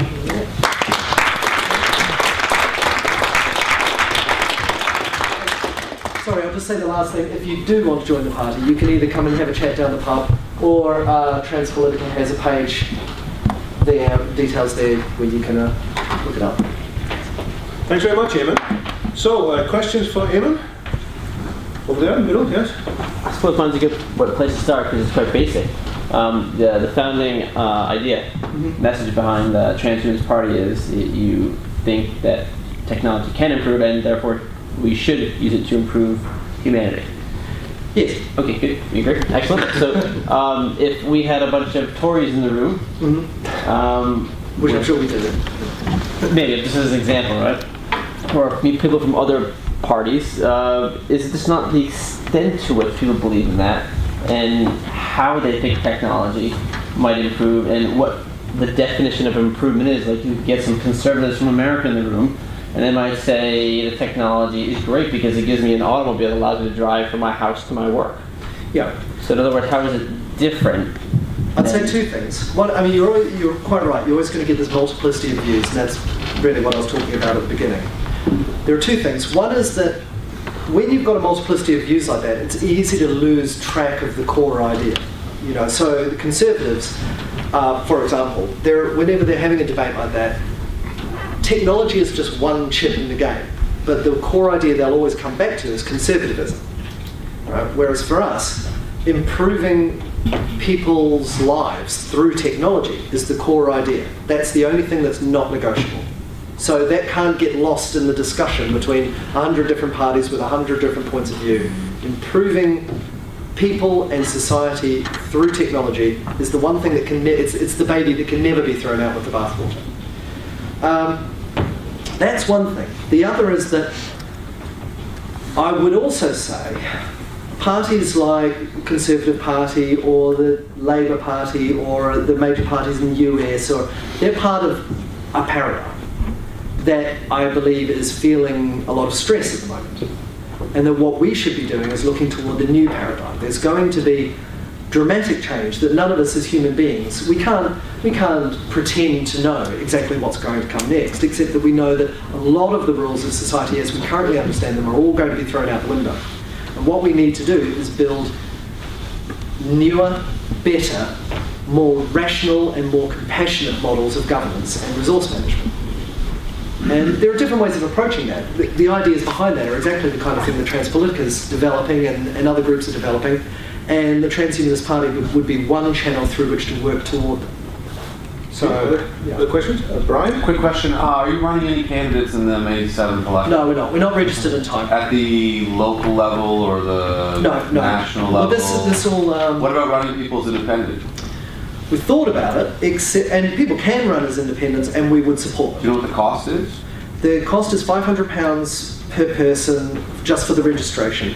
For MP? And then if you want to do... At the local level? That's as an MP. If you want to run as a councillor, you don't need to stump up a fee, but you do need to get 10... So it's free? Pretty much. As I understand it, I'm not sure of all the regulations. As in free as in beer, as in free as in liberty. You do get signatures from locals, yeah. Sure, 10 signatures, which is free. I think so, yeah. So why wouldn't, if something's free, why wouldn't you go for it? Well, no, I'm not saying we're not. Just that, what we thought we'd do initially, at the moment it's been about... Costs more for internet than it is to run. Right now it's about having a party. Dirk, you Can I explain a little bit of the practicalities? If you wanted to stand as an independent MP, you'd stand under your own name. You couldn't say Amon Twyman Transhumanist Party because the Transhumanist Party has not yet been registered. Independent? Well... People can take the transhumanists. But it's running in the election that only comes once every 5 years. Yeah. But you've got to bear in mind... bad timing then. Too bad. Bad timing. Well, no, I mean, you've got to think about what are you actually trying to achieve. If it's... By having a voice that people say, look, there's these people who are doing that's the problem. That I mean, you could do that with a massive leaflet drop, and that's about having enough money. If you want to do it just through being a candidate, you can't do that. You can't get the message across just by being a candidate as an independent, because as Dirk says, there can be no party emblem, no tagline, no description. But you can speak, and you can say to the people in your community, I've got some ideas that may not be the normal ideas, but in terms of the knock-on effect. Yeah, totally. We encourage people to do that. That's publicity for the Transhumanist Party, to be able to have people, the media, to go, what's these crazy people doing? Because if you're just waiting... That if you're an independent, though, if you actually seed your messages and seed your... then you're more likely to come up without having to do that. Having said that, you didn't answer the salt ban question that you said you were going to come back to, which I think would be... Sorry, which question? The other question. I didn't want you to forget that. Oh, the salt question. Okay, just to sum this up very quickly. Yes, if people want to stand as independents and talk about these ideas, I would strongly encourage it. I see lots of hands, and I would like to give a chance for people to raise questions. So we've got one question. Do you think about what's your view on the US political party and Zoltan's book in particular? Let's go round quickly. You had a question? I'm still, clearly I'm pro the bigger picture of what it is that you're saying today, and that was proved when you did the sort of hand-up experiment. That's fine. I'm also pro the idea that we should lobby, market, push for these things to happen in every which way you can, but it feels like actually creating a political party is just a kind of PR marketing thing. For me, it seems that it would make more sense, and you said do this as well, to lobby and work with what's already in place. Just seems to me a more practical. It feels a little bit. It feels a little bit egoist and a little bit. Okay. Let's see, is there anybody in the audience who thinks that it is a good idea to create a party? Actually, to have a political party, I don't get it. Okay, you want it from you? Yes, at the back. It's perfect. You'd support having a political party? Oh yeah, that's the most important thing, political action. And what does that political action mean? I mean, there is. I had a question as well, and the gentleman who mentioned about a little bit of critical analysis, 95% for it, 5% that bit self introspection kind of thing, very important. So before that, just let me say, I'm a poor communicator, so I may not get my message across very good. You're doing fine so far. So we're talking about, give me a moment for what we should have, talking about technology, and probably a little bit answer to your question of how technology can help rather than traditional ways. One of the things could be an integrated brain where all of us sitting there, we can perfectly communicate and we can each other know what the thought is there. So ideally, if I had that, I would have been a better communicator, but I'll make do without it at this stage. Maybe hopefully in 10 years we will have that.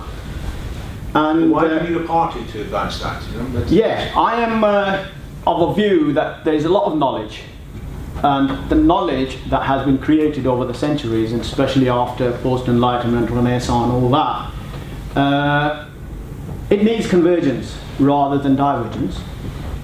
And a lot of people, philosophies, theories, and all that, they're all there, but no teeth. Whatever has happened, I mean, Europe came through Enlightenment and became civilized, coming out of Dark Ages. That was all through political action. If those people didn't take political action, didn't embrace democratic values, freedom of thought, freedom of all those things, the great values of humanity, this wouldn't have happened. We would have still been in Dark Ages. So if we don't have political action, all the work, theses, books, knowledge, it's kind of not as useful as it could be. And how would it improve human condition without political action? Okay, let's hear some views from other people. Matthew? I think it's a good idea because it's something people relate as of today. If your goal as a transhumanist is to spread the word, then no matter what kind of entity it is, it's good, right? And perhaps you could imagine in the future we wouldn't need party because we will have a new, let's say democracy is a technology, right? So we will have a more efficient system to organize people's idea and to come up with the better solution for the many. But as of now, I think, you know, we need to adapt to the people and how they think and how the current system is in place, and the party is the great vehicle for it. So people are used to political parties making a difference. Yeah, and perhaps in the future that may not be needed, but as of now, I think it's very. Okay. Down here? Sorry. Yes. So I think I was one of the only two people whose hands were up when you asked who thinks that political transhumanism may be irrelevant or undesirable. That's not really what I think, but I have a question to you. How are you going to ensure that the Transhumanist Party does not fall into the current very short-termist approach and view of the politics that current parties are engaging? Because I actually work in Westminster, and I see how good ideas get kind of subserved into very short short-termist and very tactical sort of interplay of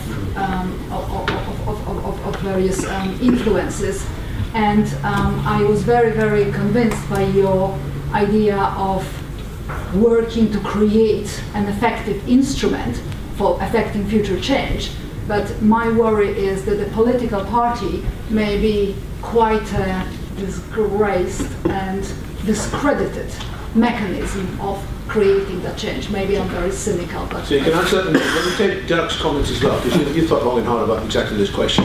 Founding a political party. 40 years ago, I voted in Westminster for an unknown guy, an unknown party. It was Jonathan Porritt and his Ecology Party, which then became the Green Party.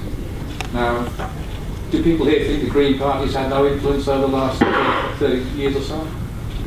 I mean, this is the issue you hear on the news every night, and they are at the fore of it. They may not be running the world, running anything in particular, but their influence has been massive. And that's, in a sense, our model.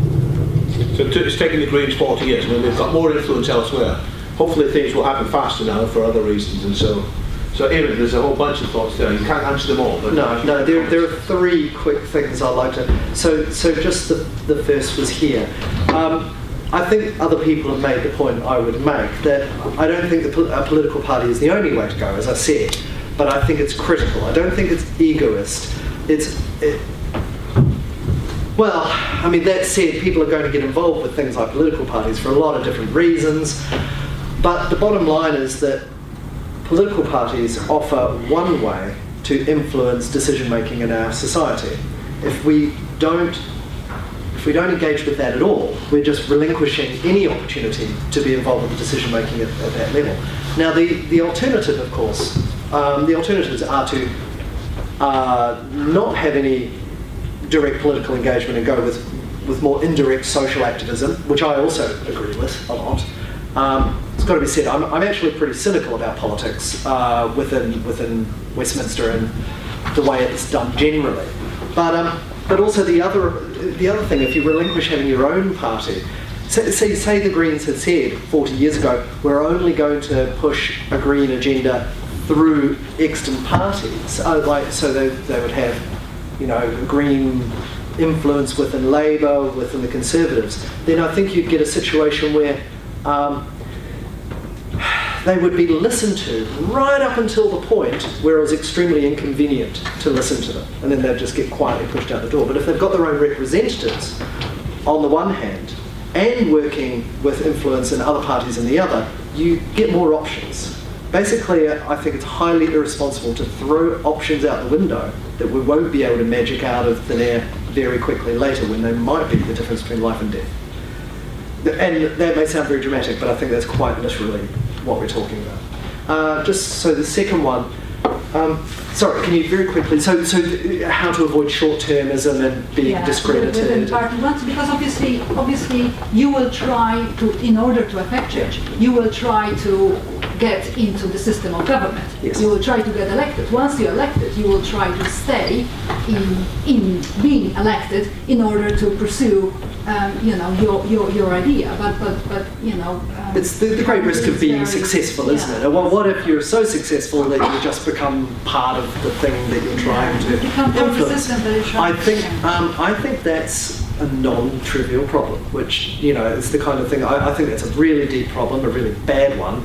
And I personally, I've got some thoughts and opinions on how you might approach that, but what I would want to do is to, as we were saying before, to open it up to the party membership and to any other supporters to try and develop good strategies, like, try to find a way. I mean, I don't have a simple answer that says, we could guarantee that wouldn't happen. But I do actually imagine there might be safeguards that you could build that would minimise the chance of that happening. And we, transhumanists, futurists generally, are some really, really smart people. Surely we could draw upon them to try to develop some strategies. Dirk's got well, one of the obvious safeguards is that the policy of the party is defined by its membership and becomes mandatory party policy, not optional. That's very good point. That's in the Constitution now, that the party leadership can't say, we like these parts of policy and don't like those parts of policy. The party's policy is what it is. But that said, we're realists. As Tim was saying before, politics is a tribal, non-rational matter of struggling against different spheres of interest, and so this is a serious problem. I think it's a complex problem because people will ask you what's your stance on deficit. You will say we're for universal income, and if you haven't got a good line on how you're going to pay for it, at the time when everybody is obsessed and focused on deficit, you're going to be laughed out of the room, as a sort of. Well, at this stage, would it be enough to say I haven't got a quick answer, but I think it's really important we get one? Yeah. Okay, so the last one was just very quickly on the US party. I'm pretty cynical in the sense that I think in the US, a third political party is a gesture. It can never be anything more unless you get total paradigm change. So, and by then, we were talking about, there was the idea of maybe getting beyond party politics with whole new paradigms, and it sounded like it might be talking about a situation where a party like this is non-influential for quite a long period. There might be a period where it's important and then it's redundant. And we have no idea how short that middle phase might be. I have a feeling in America there could be no middle phase. A transhumanist party in America could go from being a way to spread a message to all being in a phase where even if things have gone really well, then political parties aren't what they used to be, and there's no need for a party like that. But all that said, I think that the way the American Party have gone ahead has been pretty inspiring, just in that it's getting people talking about these things who weren't otherwise talking about these things, and thinking about how they could be relating to their real lives in a way that isn't science fiction-like. And I think that's pretty valuable. I think the elephant in the room, perhaps, is that Zoltan has, because he's been doing this as sort of a media exercise initially, he's very forthright about he'll throw an idea out there in an article that is just crazy. There are some crazy ideas in some of these articles that are the kind of thing that a party with internal process, if it came up with, I'd be really interested to see what the internal process was. But that said, it's been really valuable as a way to just shock people out of thinking, oh, we can't even talk about politics, none of this is ever going to be relevant to the real world, and it just took someone to stand up and say some really bold, to the point of being crazy things, and everyone suddenly starts going, well, hang on, if this is crazy, if I think this is crazy, I must have an opinion. I must have been ready to draw a line somewhere that got crossed. Where is that line? What would I do different? How is this the future I want to see or not the future I want to see? And then if I've got an opinion, I owe it to myself and everyone else to do something about it, try to help in some way. I think my question, and I think the lady down here also was more interested in what you thought of Zoltan, whether you think he's good for the transhumanist brand, and particularly his book, actually. Well, I think I pretty much give the same answer, that I disagree with. Some of his ideas I disagree with on a specific personal level, just that they're not things that I personally agree with. I think we should distinguish what Zoltan's main character in this book, Jethro Knight, says from what Zoltan himself. Zoltan's views are not the same as his. So there's an overlap, clearly. I think Zoltan is also maturing a lot, dare I say. It sounds pompous. Zoltan is understanding a lot as he's engaging. And so some of the things he's advocating now, such as serious consideration for universal basic income, is probably not something he would have said earlier on. As he is engaging, he's maturing. So Zoltan is showing an inspiring example of what can be done by somebody who steps up. Somebody who is not just an armchair philosopher criticising from the background. He is making an impact in the set of ideas that are discussed. Regardless of whether you agree or disagree with their particular take, the fact that they have a take and that encourages other people to get involved is a good thing. So here's stirring up that conversation. Now we're actually quite way past 4 o'clock. It's quite a nice room, so I think I'm going to bear with you, if you can bear with us for maybe 5 more minutes, we'll have another quick round of comments. We won't have time to go into all of them. So people mainly who haven't spoken before, if I can see some comments from them. Alex? Do you think the American Party agrees with the central meme? Does the American Party agree with the central meme? It never occurred to me that they. I'm sure they do. I think they have to. I'm sure it does. Yes. So anybody else want to chip in a comment? Somebody who hasn't spoken before. Yes, down there. We're in the UK. We're approaching an election that I'd probably describe as the pedigree chum election, in the fact that the result's going to be a dog's dinner. If you held the balance of power, let's just say hypothetically you had a couple of MPs and you were able to go into form some sort of coalition or conference of supply, which parties would you be interested in working with? Or rather, if it's a shorter answer, which parties would you definitely not work with?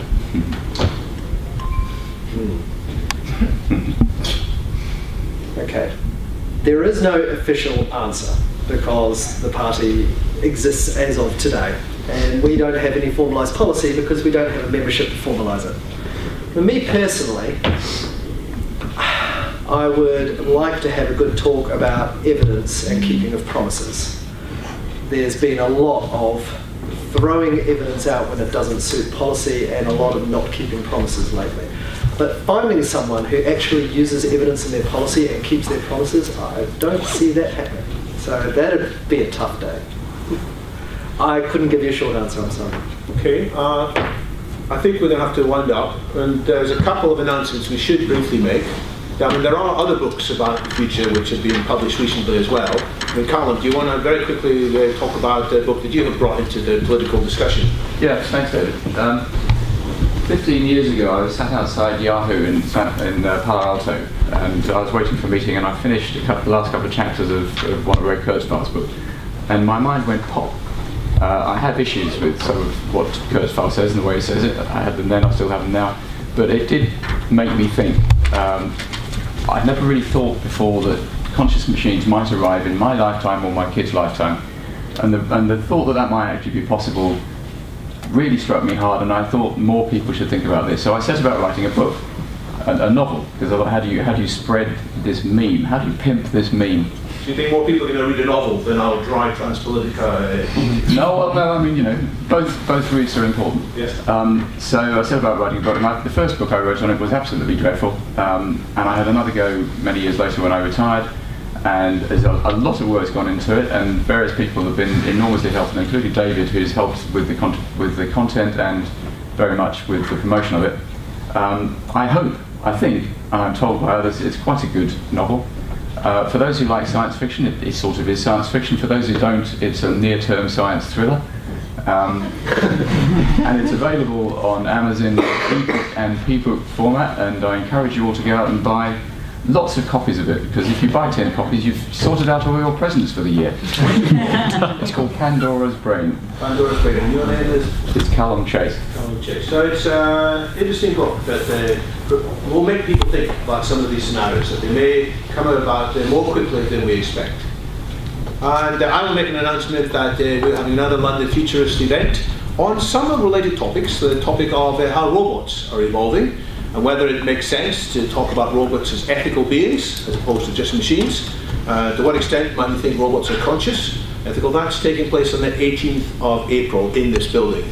So that will be a chance to continue some of these discussions, because our thoughts on politics must be grounded in a realistic assessment of what's possible and what the issues. There'll be more London Futurist events planned soon, and keep an eye on the website for them. Dirk, you had your hand up several times. Do you want to make a final comment? Just a little bit of a backstory with Zoltan. His big contribution is actually getting off his ass and doing something, yes, which is rare in transhumanist circles.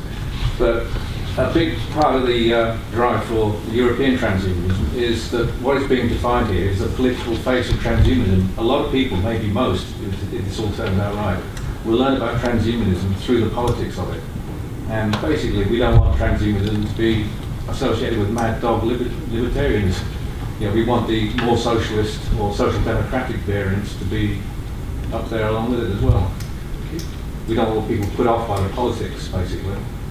And I will briefly comment that the book that Transpolitica has just released has a variety of political views expressed in it, including by one that describes himself as a market anarchist, so that's more from the libertarian wing, and others who certainly sympathise more with the techno-progressive. I think that discussion all needs to take place. but it's got to take place amongst people who are committed to get something done.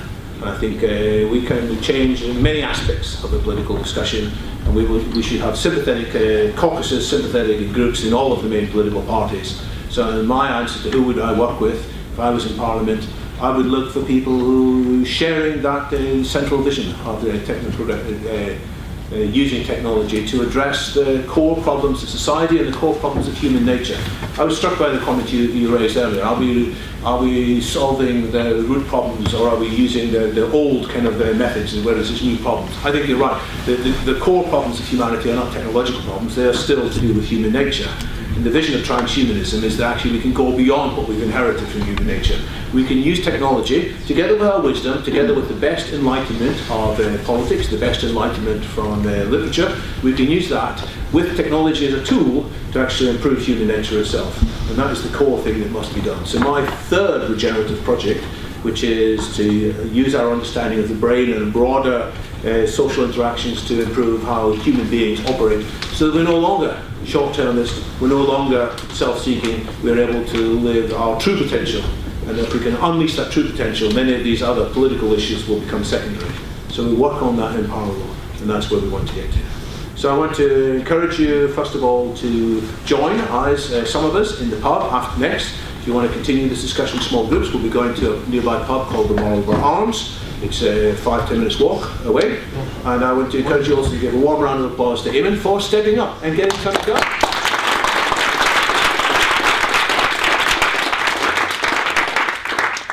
Thanks for everything. Thank you for the book. Yeah, could I propose a round of applause for David for all the effort?